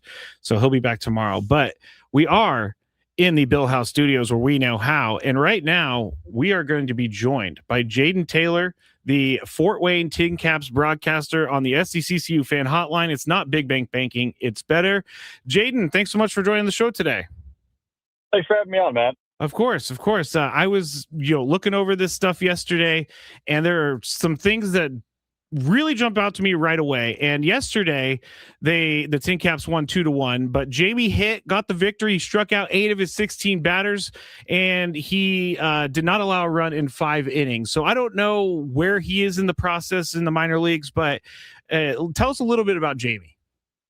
Yeah, kind of incredible that, Jamie able to do what he did in just his 4th professional start. He was a guy that spent 5 different seasons in college ball, started out at Texas Tech. Things didn't quite work out there, so went to Oklahoma, 2 seasons as a starter, then moved to a bullpen role, which is where I think the Padres really looked at him early on. In his final season at OU, dominated throughout there in his final year, and then again kind of had to move into a starter role just surely out of need for us in the second week of the season. Made 1 appearance in single A like Elsinore, came up to us in the second week of the year, and absolutely dominated. You mentioned 8 strikeouts, the 16 batters faced. His slider looked the best it has been all season long. Quieter guy initially from the Houston area, just outside of there. But, man, he looked really impressive across 5 innings of work. And nonetheless, it was against a lineup that is extremely potent. The Brewers' system has been very good this season. We took on the Wisconsin Timber Rattlers, their high A affiliate, this past week, and he made it look easy. Yeah, it definitely seems like he made it look easy. And the pitching for Fort Wayne right now has some great stuff going on, especially with Cash Mayfield. I know that he's probably the most popular guy to talk about, but so far he started 4 games this year, 16 innings, struck out 19, has a batting average against of .082, a whip of .69. With the Padres maybe sort of struggling in the rotation down the road, I don't think he's going to be a major league player this year, but how close do you think he is to taking that next step? I think each and every single piece, you look at Cash Mayfield and you get a good check mark. I think the big thing for him is he is taking the right steps every single outing for him, understanding the workload being built up a little bit more after getting about 3 to 4 innings consistently last season in his starts. He's working to go back out and fit 5 innings each and every single start throughout the rest of this season. He's hoping to have 22 full starts, and no matter where that's at, whether it's here, AA, AAA, whatever it is, the focus is on right now. I think the biggest key when you look at Cash Mayfield as a starter, he's a true gamer, understands his arsenal, 3-pitch mix, and by far his favorite and his best is his changeup. 60 grade amongst the 20 to 80 grade scale, and it is a really tough pitch for anybody to match up against. Throws it a little bit different than some other pronators do, like he is. Really just throws it like a fastball. It's a circle change grip that he got basically last season, changed it up a little bit, and it's been by far his best pitch. You mentioned the stats already. Started out this season, did not allow a single hit in his first 10 in the 3rd innings of work. Didn't allow a run in his first 15 innings of work. And the only run he's given up this season was a home run to Andrew Fisher, a top 100 prospect in the game, and loads of people saw in the World Baseball Classic already this season. He's a competitor. He's going to go out there and win ball games. It's his whole goal to get this team to be in a chance and be in a spot where they can win when he comes out of the ball game. And Again, he has a history of success all across his high school days. Same case last year, and the first-round pick is as advertised. We're talking to Jaden Taylor, Fort Wayne Tin Caps broadcaster here on the SDCCU fan hotline. It's not big bank banking, it's better. And for someone who watches these guys each and every day, do you just know that these guys are destined for more, or is it more hidden because it's the low A part of the, or the high A, I'm sorry, part of the minor league system? Like, what do you know that a guy who's coming in he's going to be a major leaguer? It really depends. I mean, I think you see a lot of players come through here, and you never know when they're going to find their way up. But there are times and attributes where you see, okay, that is major league tools, right? The specific tools you see in a player. A guy like Cash Mayfield, you see that changeup. That is a major league level changeup. He's only 21 years old, but incredibly mature, has an understanding of how he wants to sequence the game, and goes out there with a mindset to win. And I think very self-aware as well, and understanding of what his strengths and some of his weaknesses are and where he wants to grow as a pitcher. And I think that mental makeup showcases why he can be a major leaguer very, very soon with what he does, just without his process, his routine every single day. It's not just about the stats. It's not just about the results at the end of the day. He understands how to be a baseball player, a long-term pitcher as a starter, day in and day out, and week in and week out. And again, you overlook at some guys. We'll talk about Alex McCoy as well. He has a true raw power tool that you go, okay, he could be a major leaguer one day. Sometimes there's misses. Sometimes there's guys that hit decently well in high A, might not be able to produce as much as they would have thought, but then go on to have massive major league careers. Dexon Merrill didn't hit amazing in the first couple months that he was with Fort Wayne back in 2023. Got going when things got hotter, and it's more of a pitcher-friendly league at the end of the day, but sometimes don't always play their best in the Midwest League cold a little bit early in the season. And when they're able to, find the barrel a little bit more when it gets into the hotter months of May, June, and July, that's when you kind of see where those next steps are. Yeah, I was thinking about that, and I'm glad you brought up Alex McCoy, because Jake Cunningham, both of them have an OPS over 900. They both have 4 home runs. They're both hitting over 300. How much different is the play in the first part of the season? Because in Fort Wayne, it gets hot, it gets humid during the summer, and is it a big difference for these guys? It honestly depends. I mean, some players have been able to deal with it a little bit more than others. Last season was extremely cold across the first month and a half of the season. It was sometimes in the mid-40s, even at the end of April last year. It's been a little bit unseasonably warm right now in Fort Wayne, so that's kind of allowed the ball to fly a little bit more. But I'll say this, with Alex McCoy and Jake Cunningham, here's the big thing you're going to see, right? Early on in the season, sometimes the wind might carry out. When it gets hotter, the wind as well as the warm weather might allow balls to fly out of the ballpark a little bit more. These are two guys that have earned every single hit they have had this season. Alex McCoy this year, 16 different baseballs that he has put in play with an exit velocity of 104 plus off the bat. That is real power. Yeah. 6'5", 260 pounds. He has every bit of the major league body type that you're going to see, with some real power in the middle of this order. Jake Cunningham has been the same case. It's been true line drives. And again, that's kind of the underlying data that you're going to see with these players that goes, okay, he's going to hit well here, which means he's going to hit well when he continues to move up. We're talking to Jaden Taylor, Fort Wayne Tin Caps broadcaster here on the SDCCU fan hotline. It's not big bank banking, it's better. And just looking through the pitching, it seems like they have some pretty good pitching there in Fort Wayne. Outside of Cash Mayfield, outside of Jamie Hitt, what are we looking at on the team as guys that we may see going forward? I think the real big one you're going to want to look at is Carson Montgomery on the bump, at least as a starter right now. Dealt with a little bit of injury issues, had Tommy John surgery, and it was nearly 2 seasons between him making a minor league appearance. So it went out in the Arizona Fall League this past October, got himself into real live game situations, made it a lot more comfortable for him. And another guy that is able to keep this team again in games a lot of the time. Fastball has been very good. Off speed has been able to get some cut and miss out of it as well. He's been kind of one of our weekend starters that we've been able to see from him. Out of the bullpen, there's 2 big names that I would see for Padres fans to be able to look at. One guy is Tucker Musgrove. His fastball is averaging 99. You'll see sometimes it'll blimps around the 100 mark here and there. Real good slider as well. And the fastball's got some really good ride on top of it. Another guy I think to look at is another guy from this past year's draft, like we saw in Jamie Hitz. Another draft pick from this past year out of UNC Asheville's Clay Edmondson. He's kind of a sidewinder, submarine guy. He's got 5 different pitches and a rising slider, which nobody has pretty much been able to hit thus far. The arm slot's coming down basically at the ankles, and the slider is going entirely about 13 inches up above the other way. And it's really hard for anybody to be able to match up with right now. He was a starter in his college days. He's moved to the bullpen now in his pro outing, but he looks really good right now, and it's been really tough for anybody to honestly get a handle of that look. Talking to Jaden Taylor, Fort Wayne Tin Caps broadcaster on 97.3 The Fan. And I have to ask you this question because last year it was a big topic of conversation between Padres fans, but Leo Dallas DeVries being traded for Mason Miller, you got to see a lot of him last year when he was with Fort Wayne.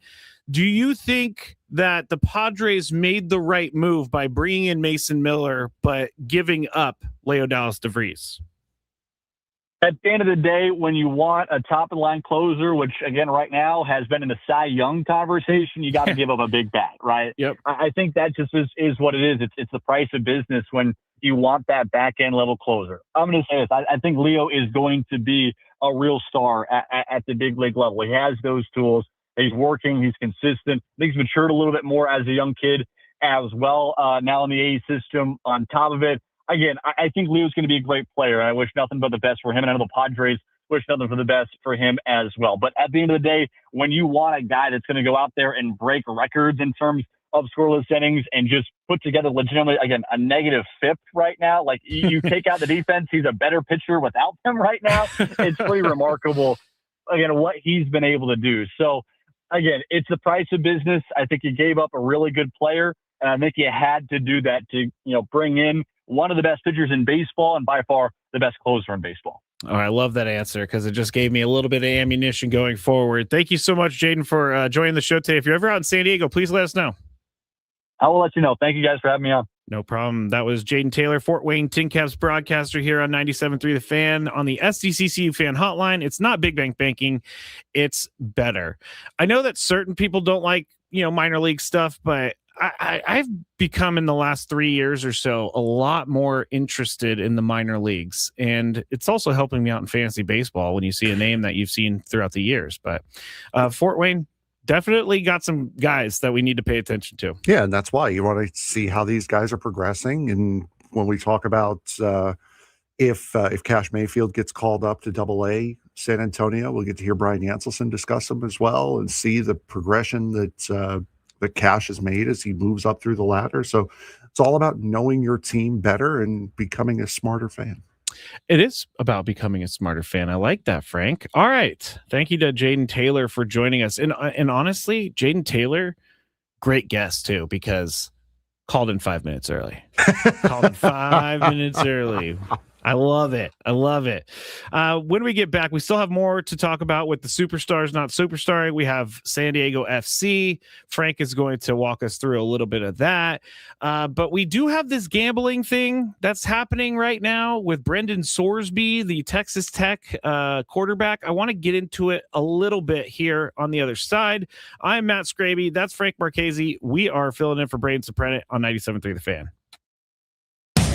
Clear your schedule.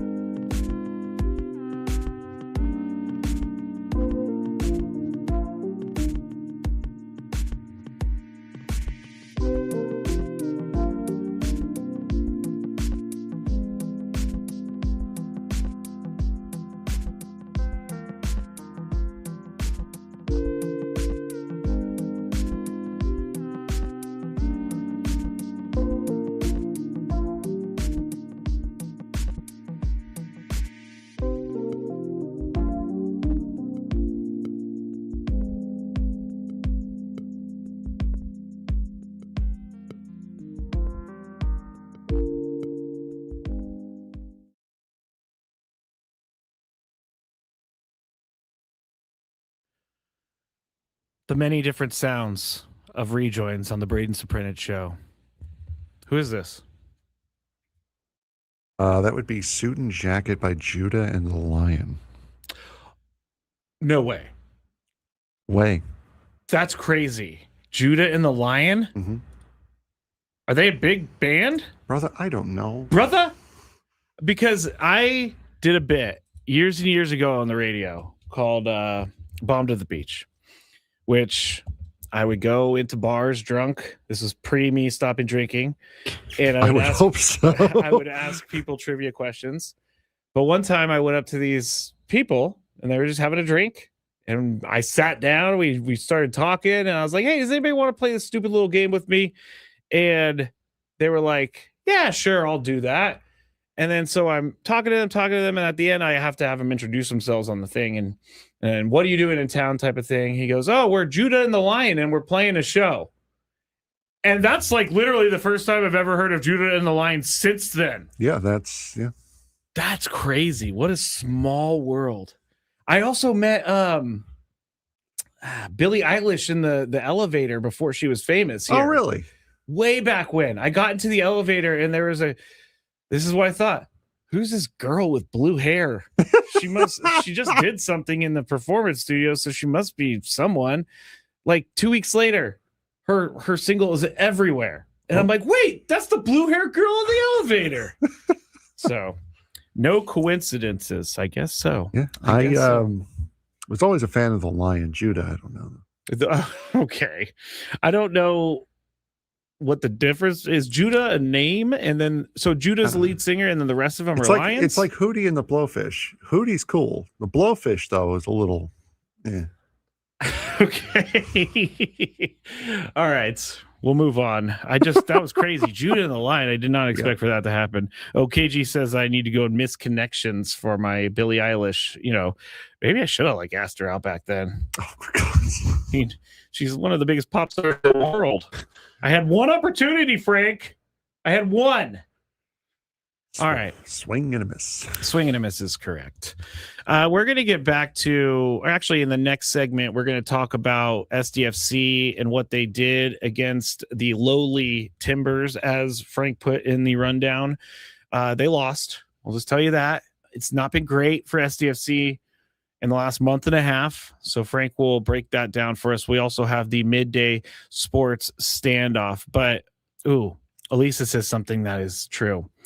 She was probably 14 back then. Yeah. Okay, I take it all back. I take it all back. I don't know how old she is, honestly. He draws the foul. Sorry, buddy.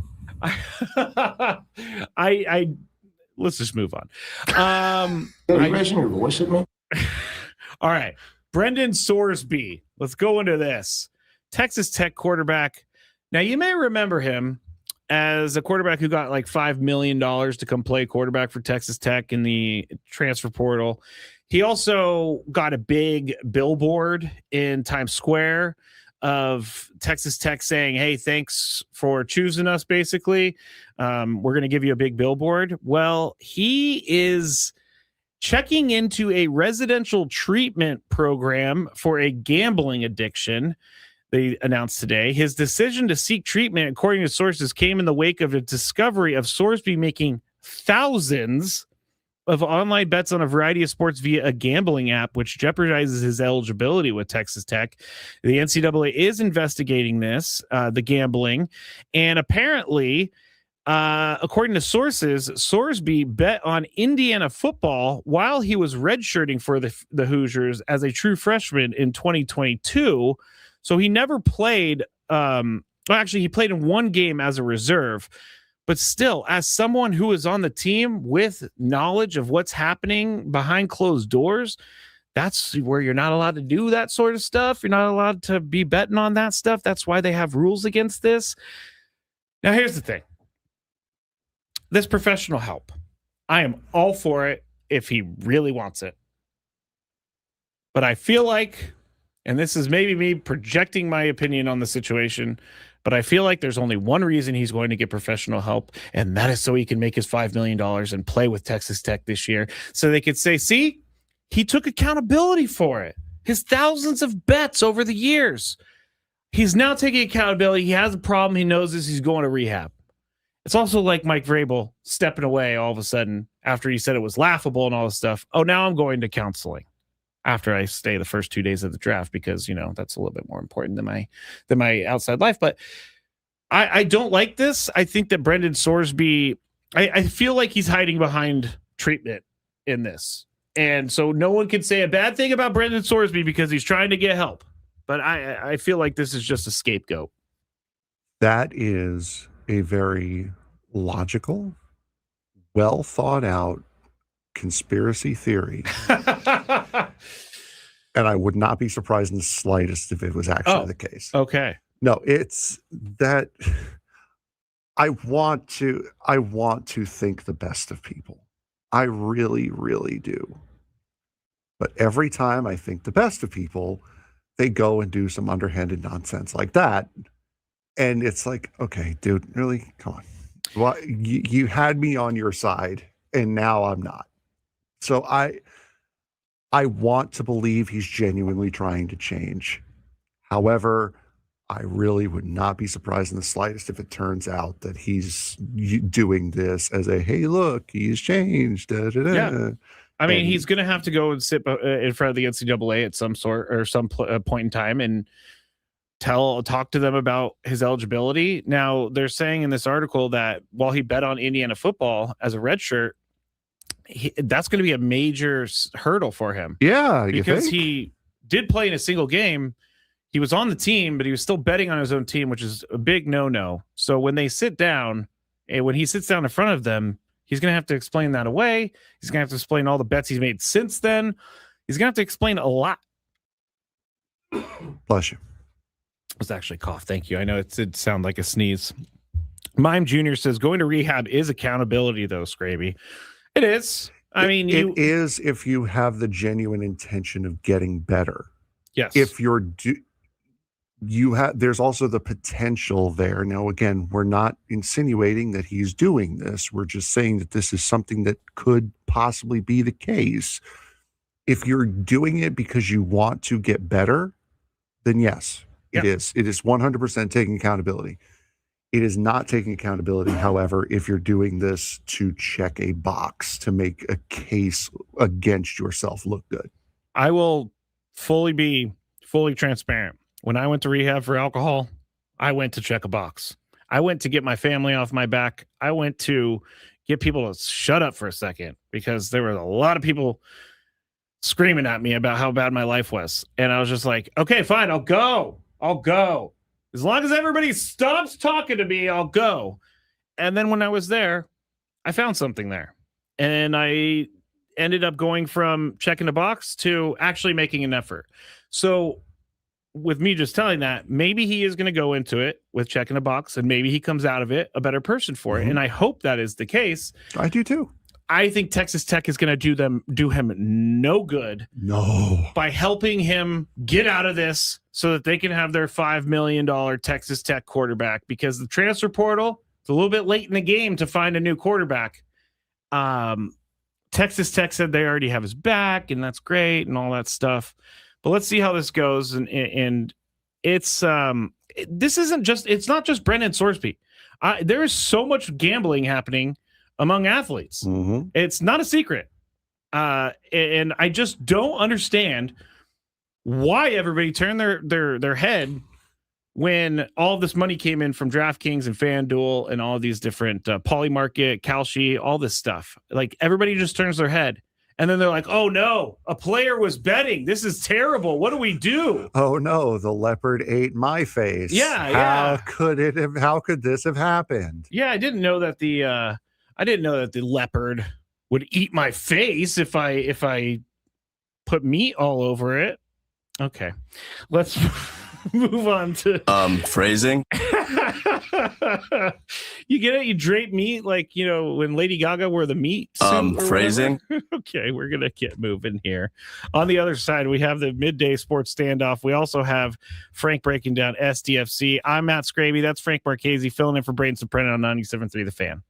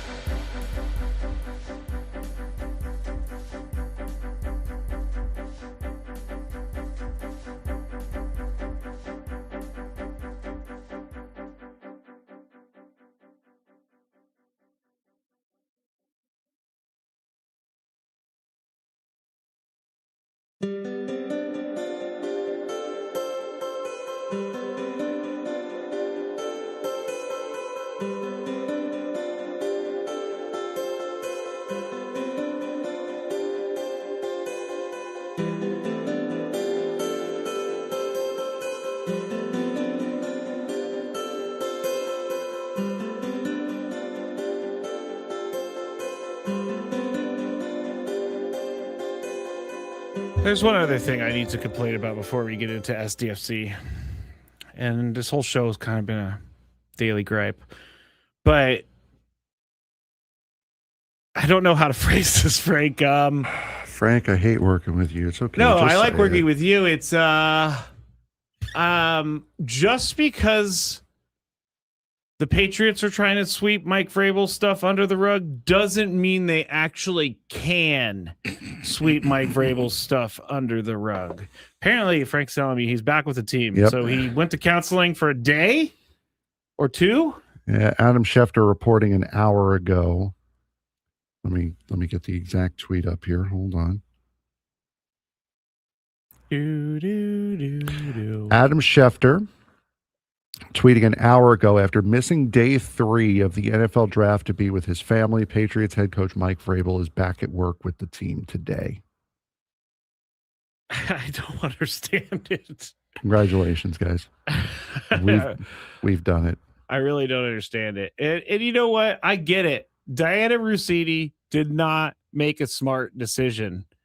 But I do not know why. It takes 2 people to make that decision. It does. You know? But I do not know why no one seems to be holding the NFL head coach at a higher level of standard than Diana Russini. It's crazy to me. I agree with you. But again, the way the story was framed is journalistic integrity and credibility. Totally understand that. That's the way the story was framed. That's not Vrabel's problem. That's Rossini's problem. It is Rossini's problem. But I'm not saying it's right. I'm just saying that's from the beginning. That's the way the story was framed, was journalistic integrity. I love how Mime Jr. is telling me that's Juan Ruiz. Juan Ruiz in the chat. Oh, it just says Mime Jr. No, I know. It's... Yeah. Not everyone who goes to rehab goes with the right intentions, but they still need help. I don't know if that's true. Anyway, moving on. Frank hit me with that in the break, and it's like the Patriots are doing everything they possibly can to polish the turd that the morning show talks about all the time. They love being the evil empire. They embrace it. They really do. They do. So do the Dodgers. No, they don't. The Dodgers embrace being the evil empire. Dalton Rushing certainly. Yeah, Dalton Rushing is embracing it for sure. Is there anyone that you dislike more in Major League Baseball right now? I mean, he's probably at the top of my list. I have a couple. Say it. Juan Soto? No. Carlos Mendoza? No, well, Mendoza's certainly one of them. Francisco Lindor? No, I don't have a problem with Lindor. Okay. All right, let's move into our SDFC. I was trying to, maybe stall a little bit heading into it, but San Diego Football Club has not been great. They haven't won since they beat Toluca back last month, in the middle of the month. So it's been a while since they've won. They've struggled. What's going on, Frank? They lost the Portland Timbers on Saturday night, 2-1. Anders Dreyer did get a PK, but Portland, apparently, you said lowly Timbers. Is this a bad loss? It's not great. Timbers came in at 2-1-5. That's 2 wins, 1 draw, and 5 losses. So they have not been good this year. This is the first time I've actually sat down and watched. Again, I was there. This is the first time I've actually sat down and really watched and really paid attention to San Diego FC in a couple of weeks. The way they played the first half hour of that game, it's like, how has this team lost? Because this is everything that they've been doing. Then as the first half went on, you can start to see complacency start to creep in. They were moving the ball so easily around the back line, around the defense, that the passes started to get shorter and shorter. They started to get weaker. They weren't as crisp. They were just kind of, okay, well, now you try to break it up. Now you try to break.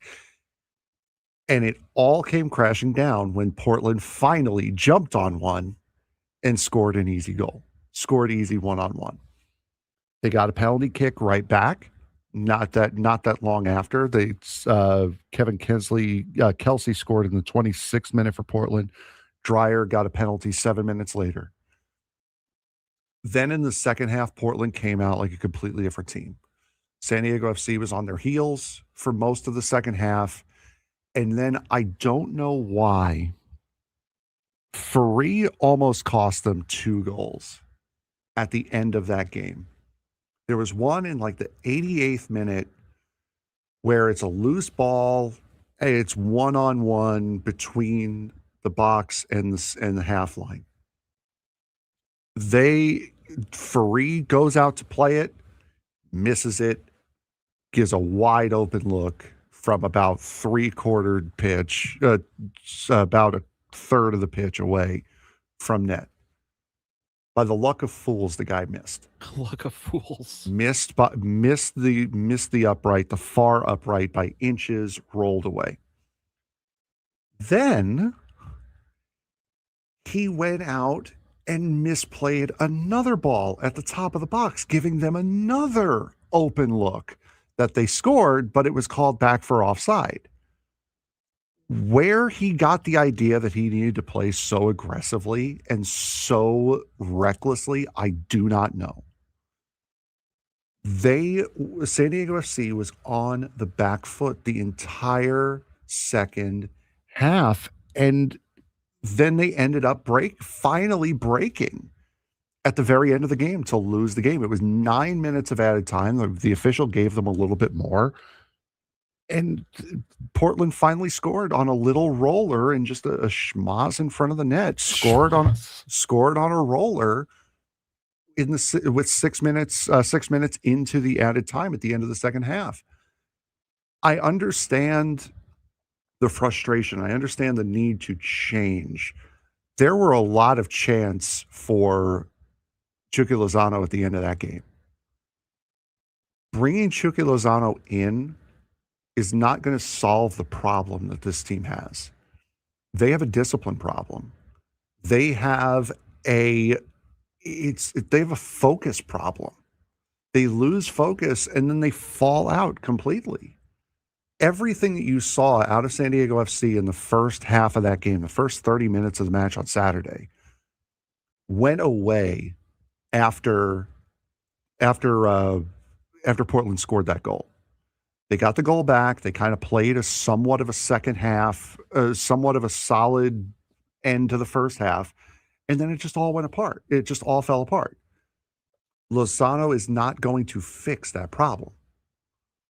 It's a focus problem. It is a discipline problem that this team has right now, and it's very, very strange as to how this team, which has remained virtually identical. Now, there are a lot of there are changes on the back line, and they've been a problem. They're young, they're growing, they're learning. It's amazing to see how this entire team that has remained virtually identical from last year to this year is now having problems this year that they should have had as a growing team last year. It's really, really, really confusing as to how this team has completely fallen apart after the great start they had to this year. So the growing pains are just kicking in late. Yeah, it seems like it. Seems like they got through last year. Everything was working. There was a question, is it a coaching problem or a player's problem? It sounds like there's a both problem. I think it's a little bit of both. I don't think Mikey Varas, it's not a coaching problem when you're getting yourself a red card in 6 straight matches and in 7 of 8. That's on the players. Yeah.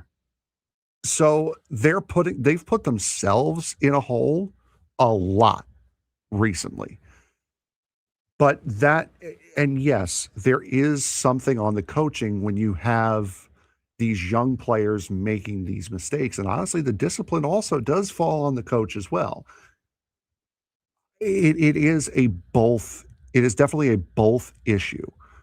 Right now, they need a win in the worst way to snap out of the issues that they have, and hopefully a win just sort of kicks everything back, kind of does a hard reset, because they had a draw last night right up until the very end. They found a way to snatch defeat from the jaws of victory. at least in a draw sense. A draw would have been like a win for this team last night, and they couldn't even get that. They couldn't finish that off. See, I didn't see that the fans were chanting for Chucky Lozano. Yeah, they were at the end of the game. It was a lot. It was like little rumblings, kind of from the ultra section, but it was certainly there. The reason I think that's interesting is because here's what I heard about the Chucky Lozano situation. Mm-hmm. I did a little deep digging, tried to get some answers about what is happening, and so I can't say this is like fact or anything, but here's what I've heard. Chucky Lozano was talking trash behind Mikey Varis's back to other players, and it got back to Mikey Varis. And when you got a player trying to undermine the coach, there's only one way to handle that, and it's move on. Now, it's taken forever for them to move on. Well, and again, partly because, well, one, you don't want to eat the contract, number one. And two, it's not, I don't know if you know how much you know of soccer, but there's only 2 times a year where you can transfer players. You have the summer window, which goes from July, at the beginning of July to the end of August when the international year starts. And you have January for the winter transfer window. So they missed out on the winter transfer window, and now he's just sitting there waiting until July when they could try to move him.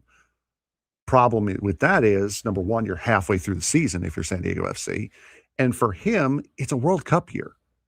And he's burned a lot of bridges with the Mexico team, and now he's not playing at all. So the ability for him to get called up for the World Cup for the Mexican national team, that's also taken a big hit for him as well. I didn't really like the video that he put out the other day. Yeah. We know he's allowed to still train at the San Diego FC facility. He put out a video on his Instagram of just him at the facility, like wearing the jersey at the facility, doing a full 360 spin. That to me felt really self-centered and self-serving when you have a team that's going on a slide, and now all of a sudden there's rumblings that they want you back.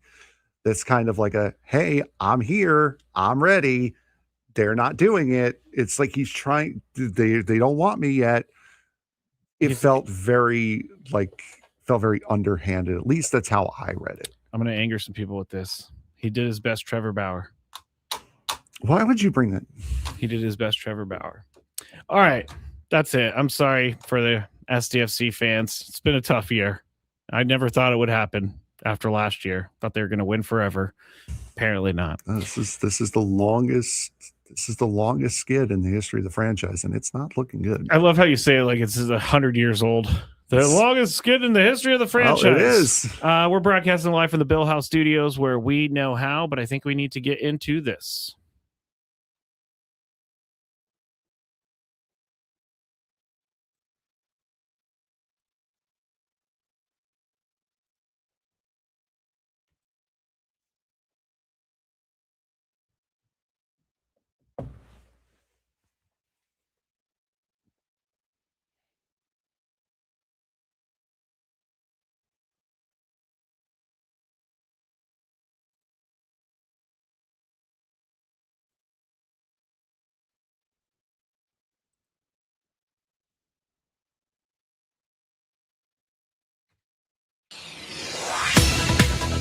All right, so we have Alex in Encinitas playing today. Alex, how are you doing today, bud?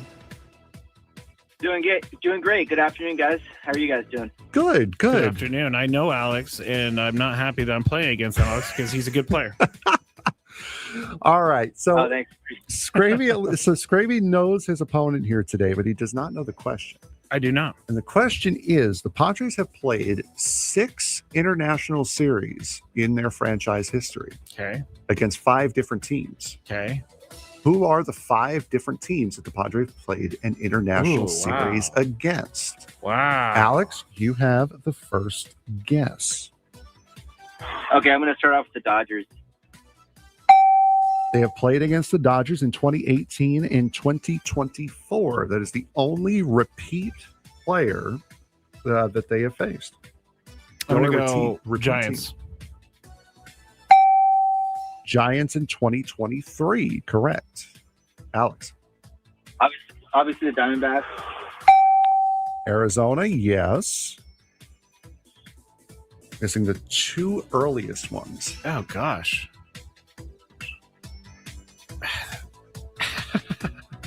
I'm trying to think. When they played internationally, let's just man, he took the Diamondbacks, which is the only team I have left in my brain. Both in the 90s. Both were 90s, huh? Let's go with... No, the Blue Jays do not count. But... That's funny. Let's go with the Rockies. Whoa! They played the Rockies in 1999. Wow. That was the one I thought was going to trip you guys guessed. up. Alex. I'm thinking the Mets, your team. What? Yes, they played the Mets. Is that Wow. They played the Mets in 1996. Alex, hang on the line. I'll get your information during the break. But yes, they played the Mets in Mexico City. I'm surprised you didn't get that because they showed a lot of replays from that series over the weekend. They played the Colorado Rockies one game in Mexico City in 1999. Of course, they played the Dodgers in Mexico and in, was it Japan or Korea? It was Korea. In 2018 and 2024. And both the Giants and D-backs in Mexico City in 23 and 26. Wow. I would have never gotten the Mets. Ever. But good job, Alex. That means that I didn't lose, though. No. Because I didn't have an incorrect answer. Sure. You can, so that works for me. That works for me. Well, congratulations, Alex. You know, I thought they would have played in more international games, but only 5, huh? Or only 5 different teams? Six series against 5 different teams, yes. They were, I think they had a game in Australia, not the Padres, but a Major League Baseball game in Australia like 10 plus Dodgers, years ago. I think the Dodgers played in that one. Yeah.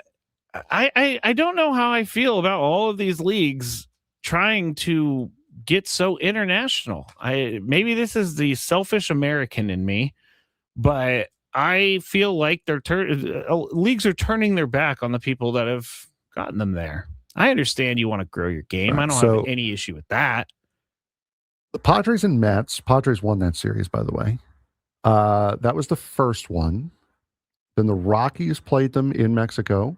The Estadio de Béisbol Monterrey. Okay. So they played those games in Monterrey.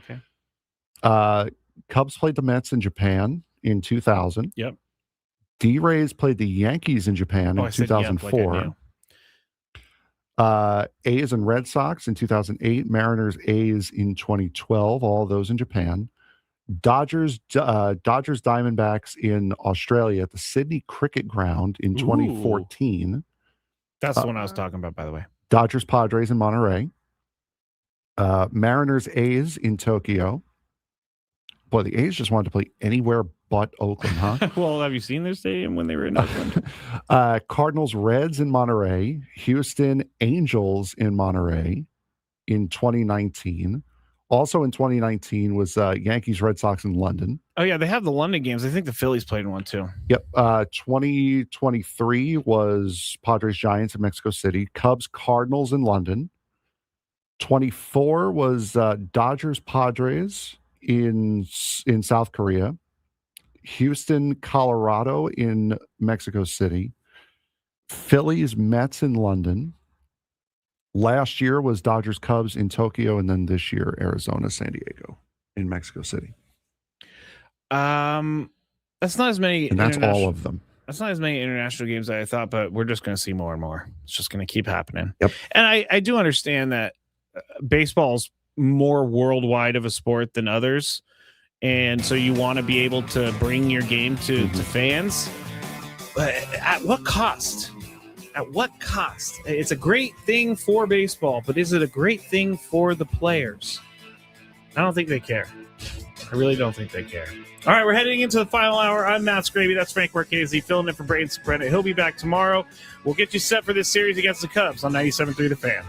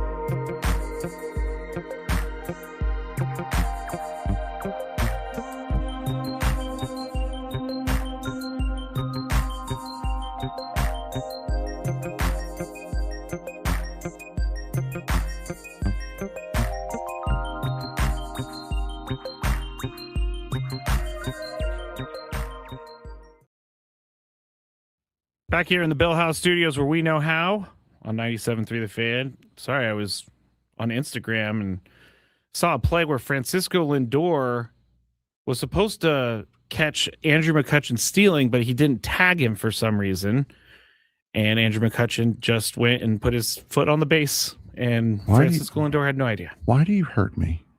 Why do I hurt you? I don't mean to. Why do you hurt me? I don't mean to. I'm Matt Scraby. That is Frank Marquez here on 97.3 The Fan. Braden will be back tomorrow. We've talked about a lot today. We've talked about Jake Cronenworth. I'm sure we'll banty that around a little bit here in the last hour. We're going to talk about the Cubs coming into town.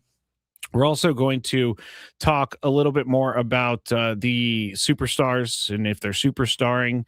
But I guess we can say that the Cubs coming to town, I mean, they have the Padres have faced just good team after good team after good team. But I think they may get a little bit of a break tonight on the pitching side, because tonight they're going to face Matthew Boyd, who has a 5.79 ERA for the Cubs. And you have Randy Vasquez going for the Padres. So let's talk about Randy Vasquez real quick, Frank. I remember the day we had the Beaver Nuggets show, which is an infamous show, yes, in station history. The day we had that show, we were talking about whether Randy Vasquez or Matt Waldron's going to get the 5th spot on the 2025 team. So we did the Beaver Nuggets thing. We debated that. And then Nick Pivetta got signed like 20 minutes after we went through all the different possibilities. Really? Yeah, you don't remember that. No. I mean, you're kind of right now.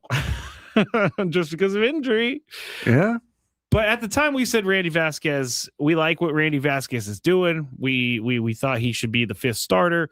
We thought that he was going to be a guy that's going to help the Padres throughout last season in the future. And we were right about that, at least so far. But I think Randy Vasquez at this point, I don't know that we can say it's a fugazi, as Chris and Tony would say. The start to the year, he's 2-0, 1.88 ERA. He has been awesome this year. He's only had one bad game this year. He went 7 innings at Coors Field, did some great stuff at high elevation, and he might be maybe the 3rd pitcher on the team right now, 2nd pitcher on the team. Michael King, you got Michael King, and then you got Randy Vasquez. But where are you at with Randy Vasquez? Do you think this is for real, Frank? Because I definitely do.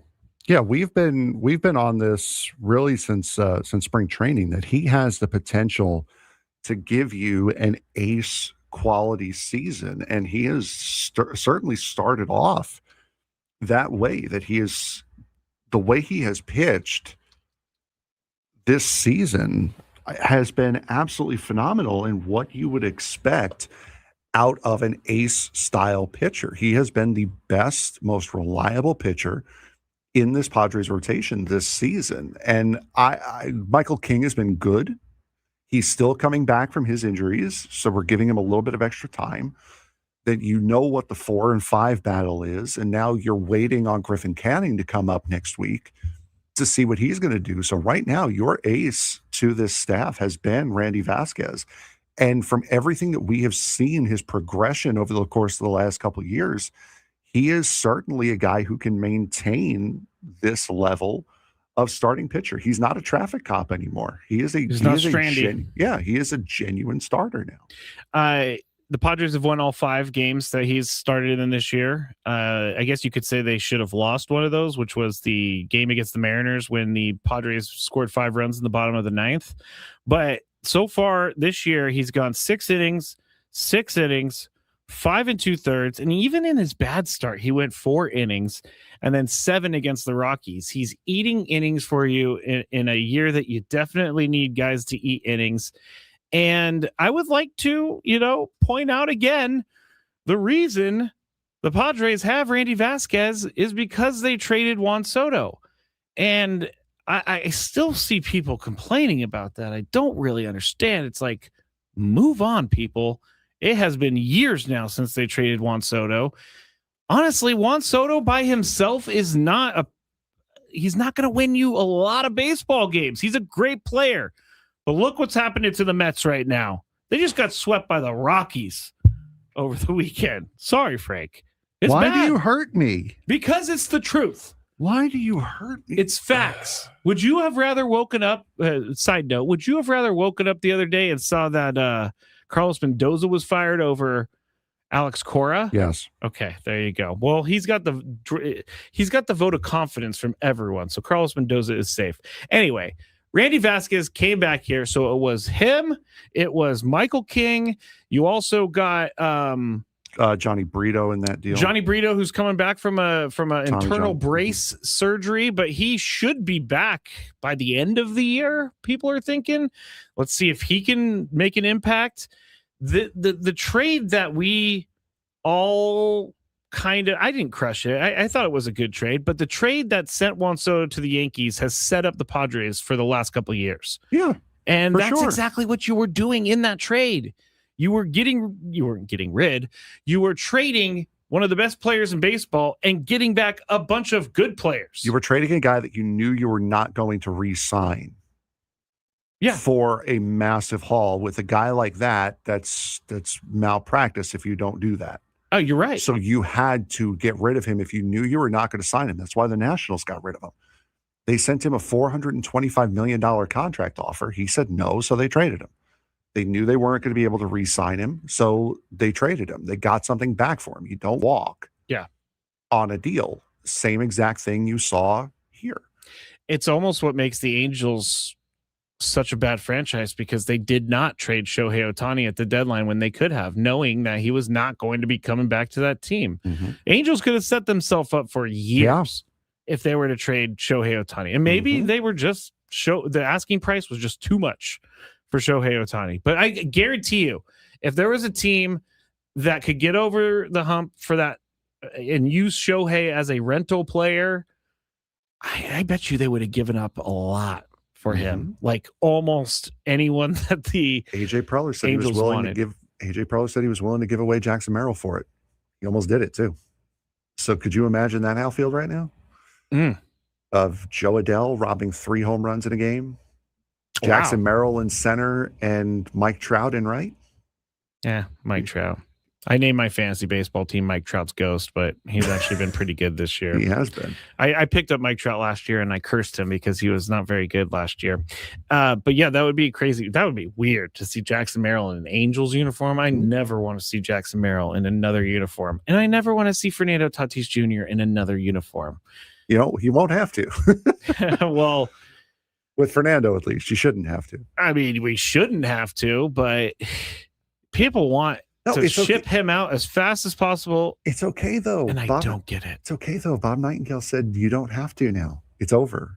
It's done. The trade Fernando talk should be over now because they signed Lucas Giolito for $3 million. Don't even get me started on the Lucas Giolito. Like, I don't know why everybody thinks he's the greatest pitcher to ever pitch. And I know that's being me exaggerating a little bit, but I'm seeing a lot of very positive things about Lucas Giolito.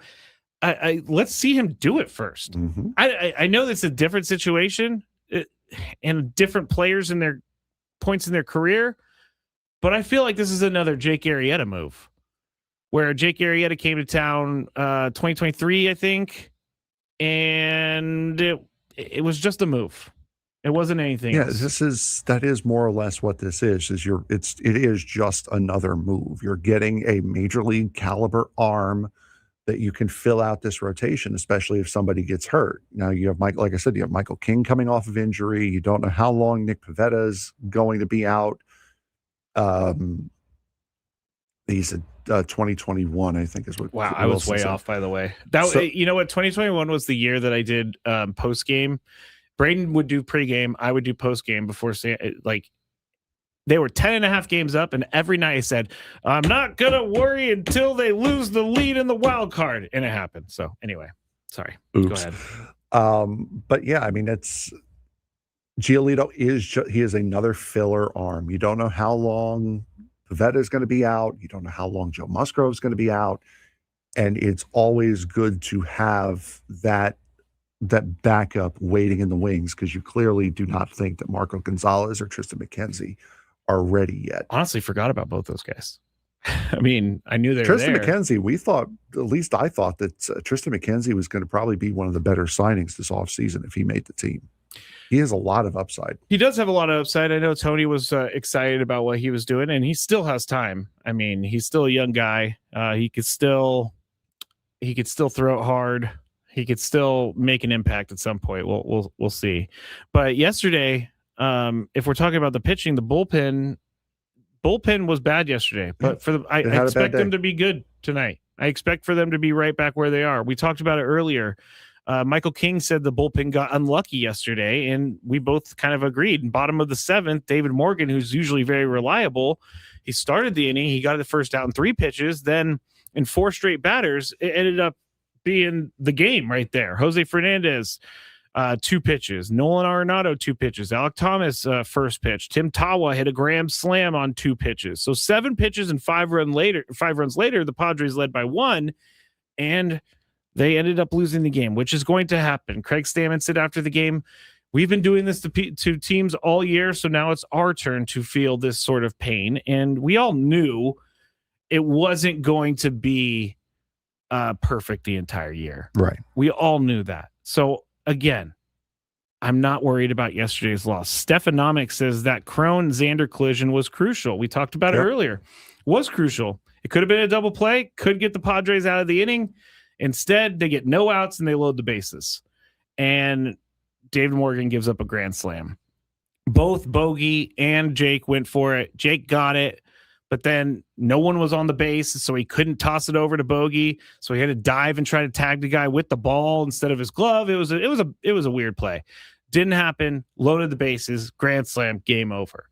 It's things like that will cost you games. And we've seen it a couple times in the outfield this year between Fernando and Jackson when I see them communicating, but I'm sure it's loud or, I'm sure it's not, they're just not talking to each other, but bad things can happen and they need to be a little bit better with those types of defensive plays. Yeah, for sure. And as far as the bullpen is concerned, for as many runs as they gave up, they did not get too many. They didn't waste too many bullets for that matter.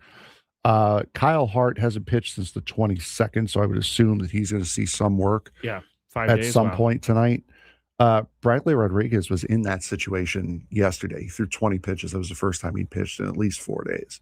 Yeah. So I would expect David Morgan to possibly pitch today. He only threw 10 pitches yesterday.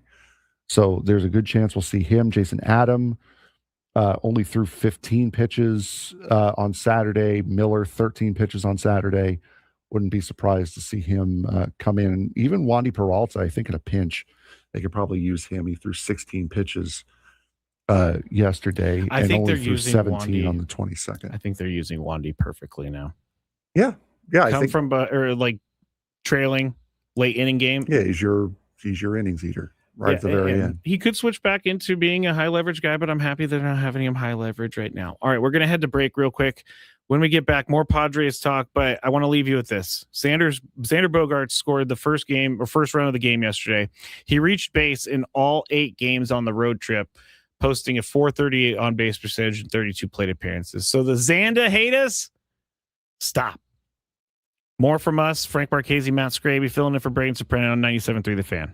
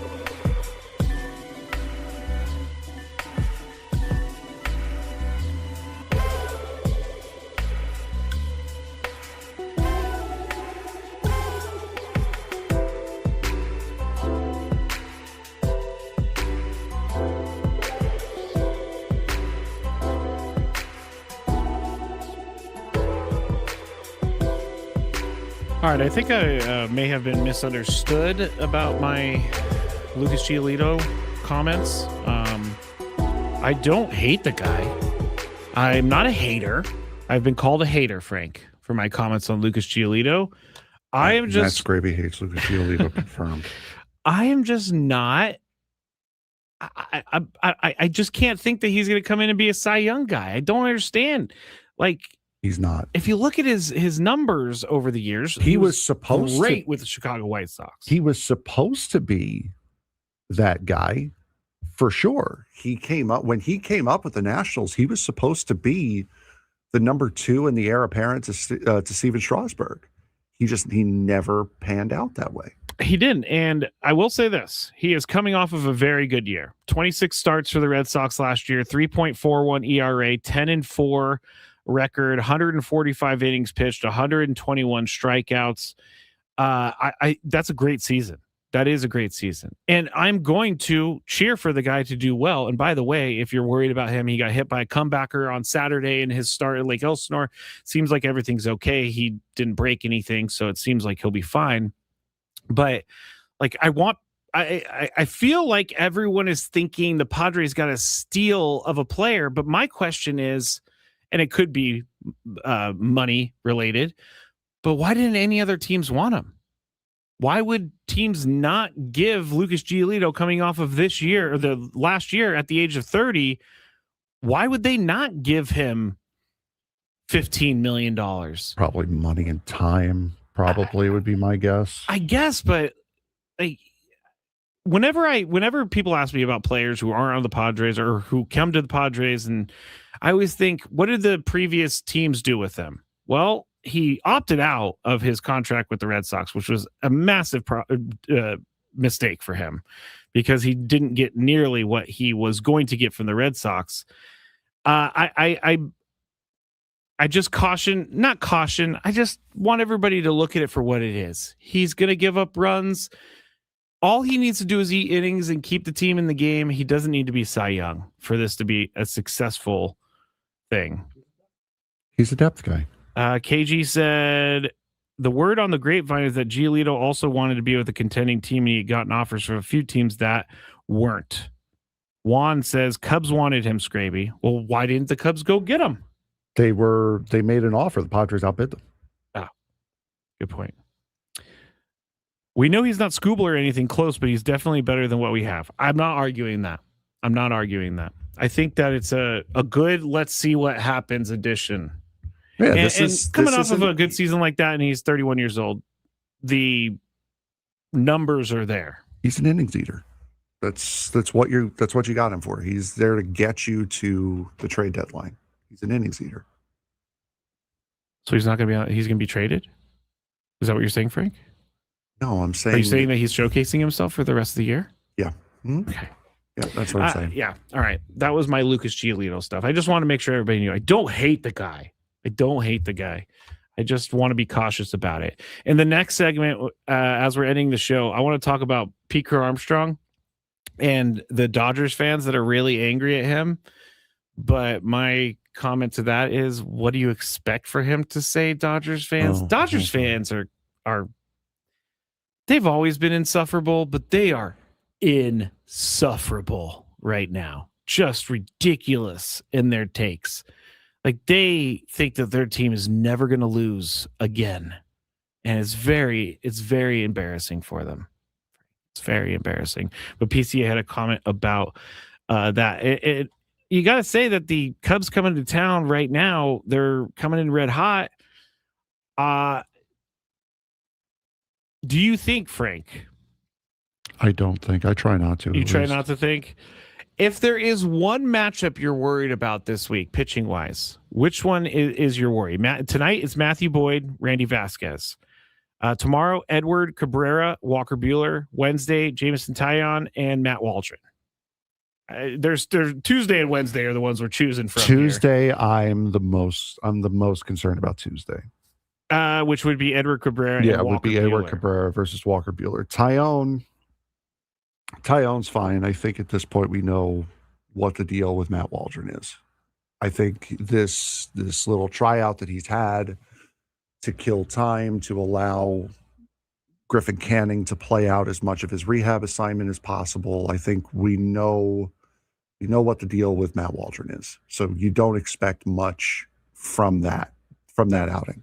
And to with Matt Waldron, he has no more options left. So he has to be put on waivers. Mm-hmm. If a team claims him, then that's where he's, he goes to that team. And if no one claims him, then he can come back to the Padres. But I think someone's going to claim him.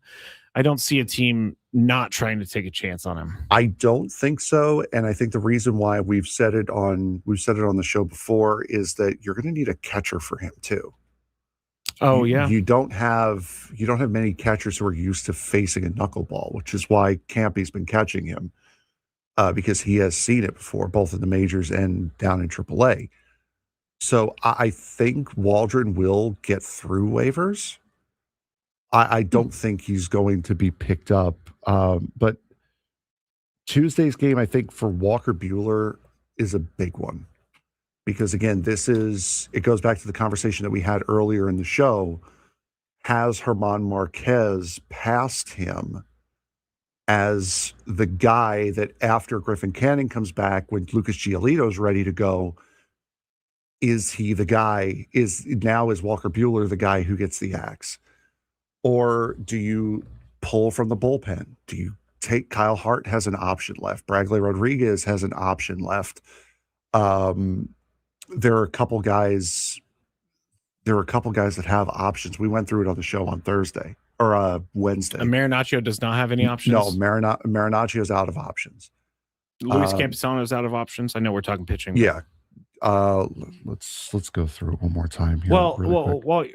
While you're looking at, someone says Hart can go. Hart has an option. I feel like he has an option, but I feel like Kyle Hart hasn't been terrible. I feel like he's been a pretty good lefty specialist, long relief lefty out of the bullpen. Now, he does have an option, so I definitely think that they'll use that if they need to, because they can bring him up and down. Yeah. But for the most part, Kyle Hart, I don't think he should be kicked out. If you're looking at Herman Marquez, and we're talking about Walker Buehler, when Walker Buehler at home this year, he started 3 games, 15 innings. He has a 3 ERA. Away is where he has the issues. 13.5 ERA on the road, and in just how many games? 2 games. So if you're looking at tomorrow night, you got to say, okay, Walker Buehler is in a pitcher's park that is Petco, and he's still learning how to pitch in his new style. Mm-hmm. We've heard this. He is changing the way he's pitching so that he can not have to worry about throwing a 100-mile-an-hour fastball because he can't do it anymore. Herman Marquez, on the other hand, he has been up and down, and he made it through 6 innings on Saturday. From start 1 to Saturday start, here's the number of earned runs he's given up: 4-0-4-0-4. Innings pitched: 3, 5, 5, 5 2/3, and 6. So he's going deep in games, and he's keeping the team within 4 runs, which is, as Mud would say, slam range.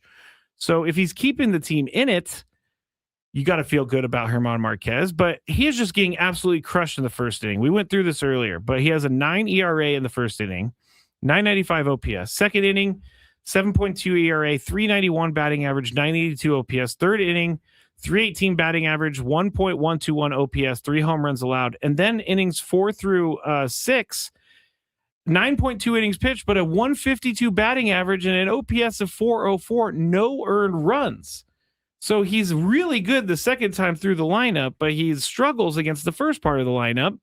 And I think you and I were at the game a few weeks ago when they played the Rockies on a Saturday, and he gave up 4 runs, and the Padres ended up coming back and winning the game. But you cannot give up 4 runs and expect your team to win every single time. And I know he was joking, Herman Marquez. 4 runs is nothing for this team, and I'm freaking happy about it, because obviously you should be happy about it. Bailing you out. But Walker Buehler, it's either you're in the game and he's pitching, he's keeping you there, or you're out of the game. With Herman Marquez, it's you're not out of the game, you're within slam range, or he hasn't allowed a run, and you're definitely in the game and you're on the way to a win. So in that regard, I think Frank over the last 4 hours has made me change my opinion on this. I do think now Herman Marquez moves up over Walker Buehler in our ranking of the rotation members, just because Herman Marquez keeps you in the game. Yeah. And he eats some innings. And he's not a guy who's given up 7-8 runs in his starts. Again, 4-0-4-0-4. So that means the next time he starts, he's going to get 0. So if Walker Buehler had to go to the bullpen, I would be fine with that. I don't know that he wants to, and I don't know it's really his choice, but I wonder how those conversations would go. I agree. I think when it comes time for Griffin Canning, of course, will take, as we said, will most likely take the place of Matt Waldron. When Lucas Giolito is ready, that's when you got this fight again between Buehler and Marquez that we've had all season long so far. You have a couple of options, as we said on the show on Wednesday, if you want to go back and listen on wherever you get your podcasts. You have the ability now, when Giolito's ready, to either have a 6-man rotation or to get rid of a starter, which Buehler and Marquez are not, one, going to accept a minor league assignment, or two, clear waivers. With how they've pitched this year, they are going to help somebody. So they are not going to clear waivers. You have the choice whether to have a 6-man rotation, send someone down to the minors out of the bullpen. As far as the bullpen is concerned right now, David Morgan has 2 options. Bradley Rodriguez has 2 options as well. Adam and Morahone have timed out. They've gone past 5 years of service, so all of the options that they have are nullified. Yes. You're not optioning Mason Miller, as the joke I made earlier, even though he does have 3 options. And Wandy Peralta doesn't have any options. Ron Marinaccio doesn't have any options. So it's really a fight between Rodriguez, Morgan, and Kyle Hart, who has 1 option as to who you're going to send down. You've got to bring up Canning. You're going to bring up Giolito. Joe Musgrove's going to come back at some point. We hope. You have, more imminently, though, Yuki Matsui is going to be coming back. Yeah. And so is Jeremiah Estrada. So you have a lot of guys that you're going to need to make decisions on here very, very soon. And the road has almost gone as far as it can go, as far as the road you can kick this can down. It's about to come to a dead end at some point. It's true. And Juan has been crushing me in the chat today, which is a nice change of pace because he's usually crushing me. He usually crushes me. That's fine. That's fine. Saying Scraby seems to have beef with our starting pitcher options. Yeah, I do. Because coming into the year, we had Joe Musgrove. We had an embarrassment of riches. We had Nick Pivetta. We had Michael King. We have Randy Vasquez. We were only looking for one guy in that rotation. And, injuries happen. Nick Pivetta, I'm just planning like he's not coming back this year. And I don't know that that's the truth or anything like that, but I'm just going to plan like he's not coming back this year. So you got to look at him as a non-option. The starting pitching is worrisome. It's worrisome. Now we'll have to see how Lucas Giolito does. We'll have to see how Griffin Canning does. And I'm going to cheer for them. But I'm cautiously optimistic about this. Very cautiously optimistic. All right. Let's see. We're headed towards the end of the show. We should talk about Nick Castellanos on the other side. I also want to talk about Adrian Morejon on the other side. And we'll see where else we go here in the final segment of the Braden Surprenant Show. I'm Matt Scraby. That's Frank Marchese filling in for Braden Surprenant on 97.3 The Fan.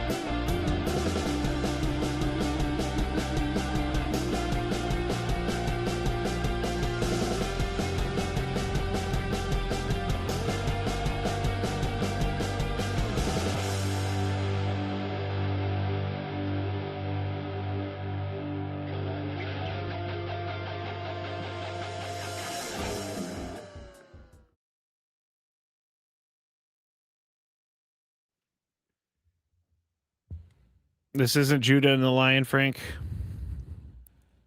Who is it? Tiesto. Oh, I know Tiesto. All right. Bass Gravy. Tiesto. Frank Marquez here, 97.3 The Fan. Last segment of the show. Braden is back tomorrow. Gwen and Chris are coming up after this show. I will be out today for Gwen and Chris, but I will be back with them tomorrow. Now, the Cubs are coming into town, and the Cubs went into LA with a 10-game win streak.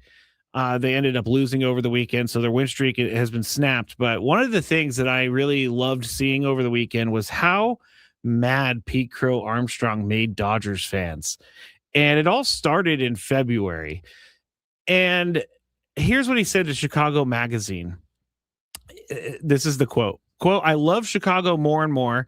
It's just an incredible city. The people are great. They give a bleep. They aren't just baseball fans who go to the game like Dodgers fans to take pictures and whatever. They are paying attention. They care. End quote. First off, round of applause for Pete Armstrong. Round of applause for Pete Armstrong. Dodgers fans were very upset about this, but here's my thing about the Dodgers fans being upset. What is he supposed to say? I know he's from the LA area, and so this stung. But what is he supposed to say? Did you know Dodgers fans are so much better than Cubs fans? Did you know that he's the son of the mother from Little Big League? Yeah, of course. Yeah, of course. That's the joke. That's why I said it. Because everyone says it. I thought you were trying to tell me. All the time. I love Little Big League. I love that movie. But what is he supposed to say? So why are you so mad? He's on the Cubs. He is a Cubs player. He just signed a massive deal with the Cubs. He's going to be there forever. And that, I guess the deal came after this quote, but he doubled down when he came into town. He doubled down on foul territory.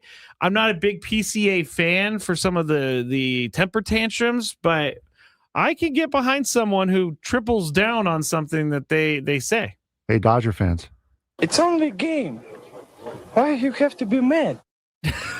What is that from? It's Ilya Brizgalov, former Ducks goalie. It's true. It's only a game. I think I've heard Bennett Wood say before, baseball's supposed to be fun. Mm-hmm. We're supposed to have fun. You guys, Dodgers fans, you just came off of 2 World Series championships. Like, don't be so triggered. Don't be so triggered.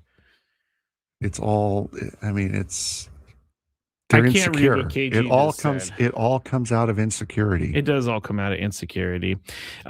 He also went on to say, what I wish people could see through is I'm not getting at diehard Dodgers fans. They obviously exist. They're out there. I grew up seeing those people too, but it's a see me city. It's a Lakers city where people show up to sit courtside and look good. And I view it the same way here. Thank you, Shohei and Freddie and Mookie, because it wasn't always like this. He's saying nothing that I disagree with at all, but they're coming into town. He's speaking the truth. He is speaking the truth. I got to say, have you ever been to Dodger Stadium? No, I value my life. Okay. I have.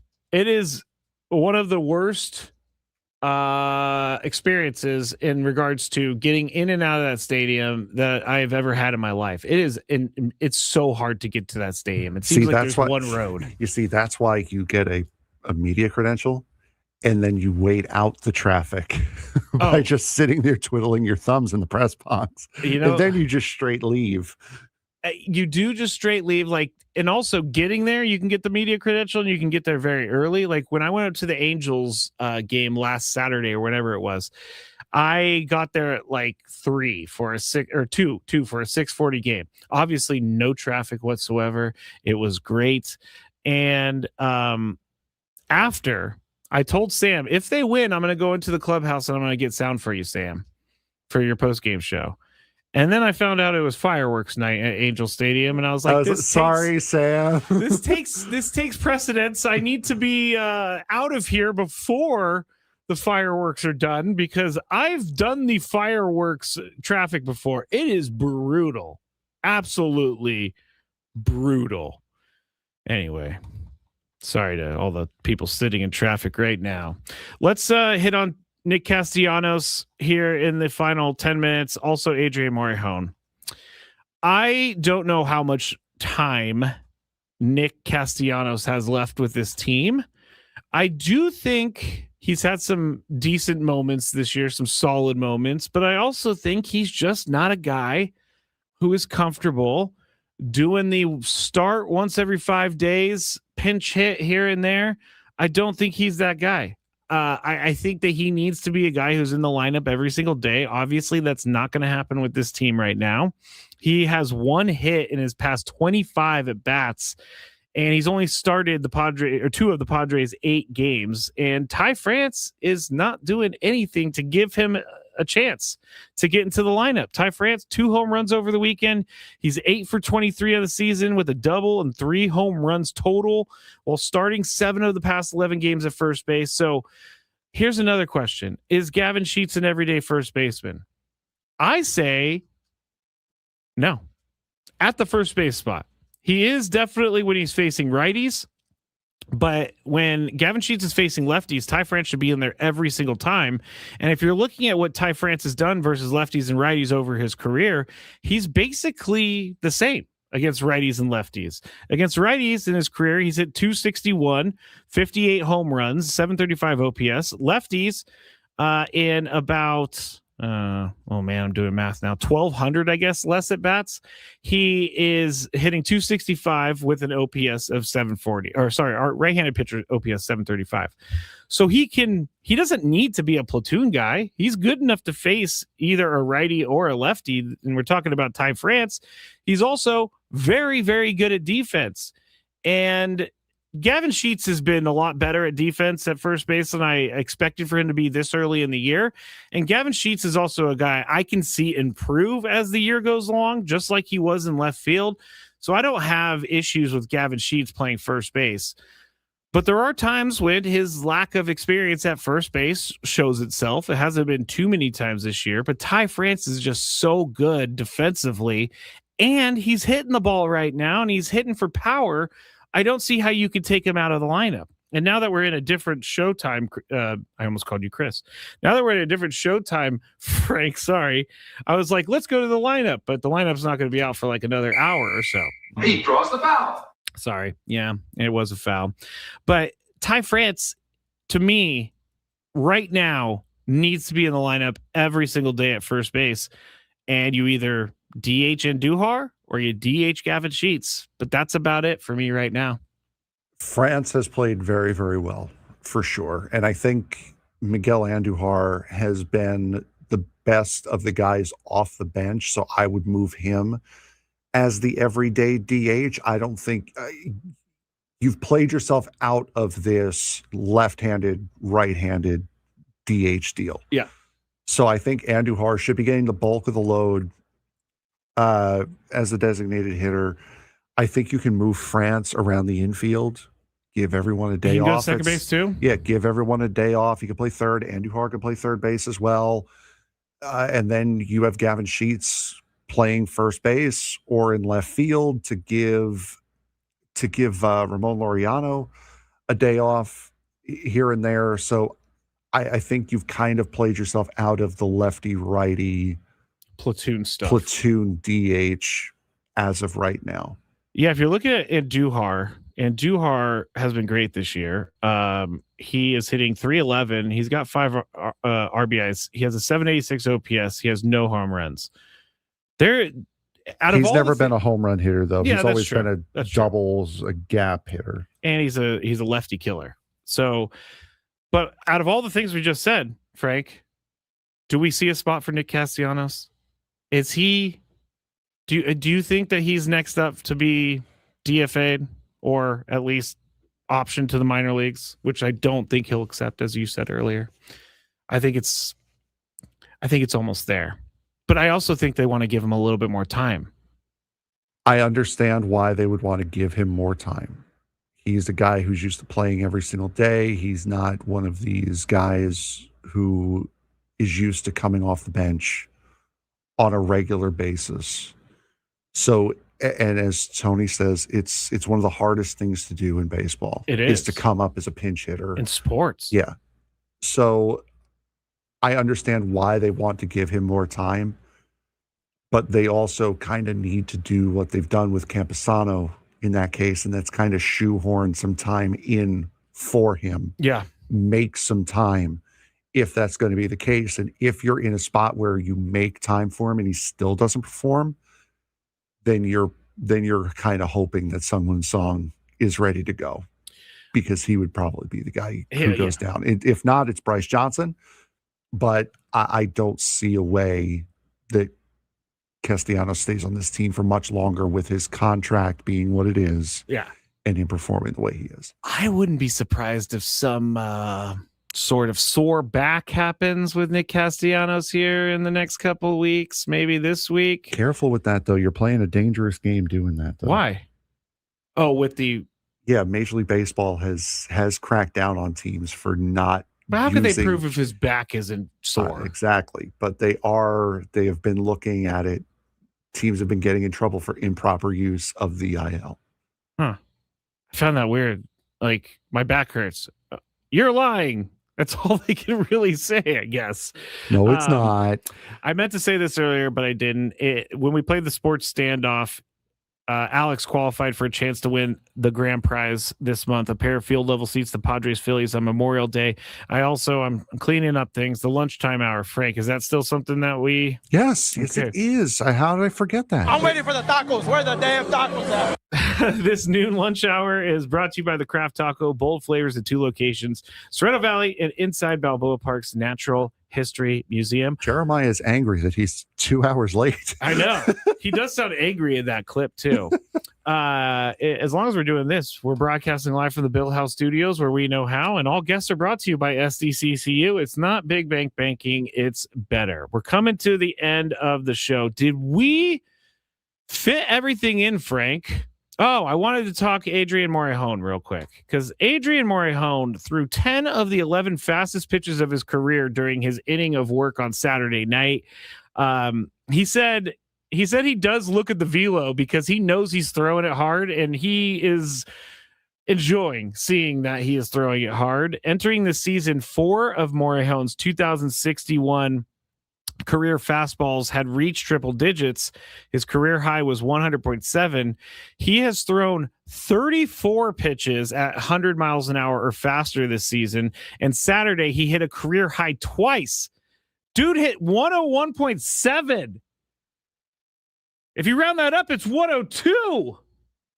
And so Mason Miller is not the only guy who can throw hard and throw over 102 miles an hour in this bullpen. I think Adrian Morejon, unfortunately, in his last year before he goes to free agency, he will be a closer next year. We should enjoy everything we get out of Adrian Morejon this year because he is too good and he is too young for him not to be a closer in this league somewhere else. I'm sorry. I got to say it. I don't know if you agree with me or not, Frank, but I got to say it. I agree. I also have a feeling that I think he'll stay. I think there's a world where he stays. Interesting, because he's a 7th inning guy here. Maybe that's what he wants. Just because you have closer stuff doesn't mean you have to be a closer. That is true, but don't you want that? And he also had money, homie. He also had a couple of iffy outings later in games this year too. So those seem to be behind him. I've forgotten all about that. I understand that, but that's something you can use to say, hey, listen, you kind of pitched late in the game. Didn't go too well for you, bud. That is 7th inning looks pretty good for you right now. I'm just saying. Augie says Morejon could get paid here and he could be on a winner. Can Adam Paul said he's not a closer. I go back and forth on that. He has the stuff to be a closer. He does. He's a lefty. Does he have the mentality to be a closer, though? That's the thing. That's the question. I don't know. That is a good question. All right, that was an extremely quick 4 hours. Thank you so much, Frank, for guiding me through it. Thanks to everybody for listening. Braden is going to be back tomorrow. We're going to be talking on the Gwynn and Chris show at least about the Cubs and the Padres, and Braden and Frank back at it 10 a.m. tomorrow. Gwynn and Chris up next on 97.3 The Fan. Have a great day, everybody.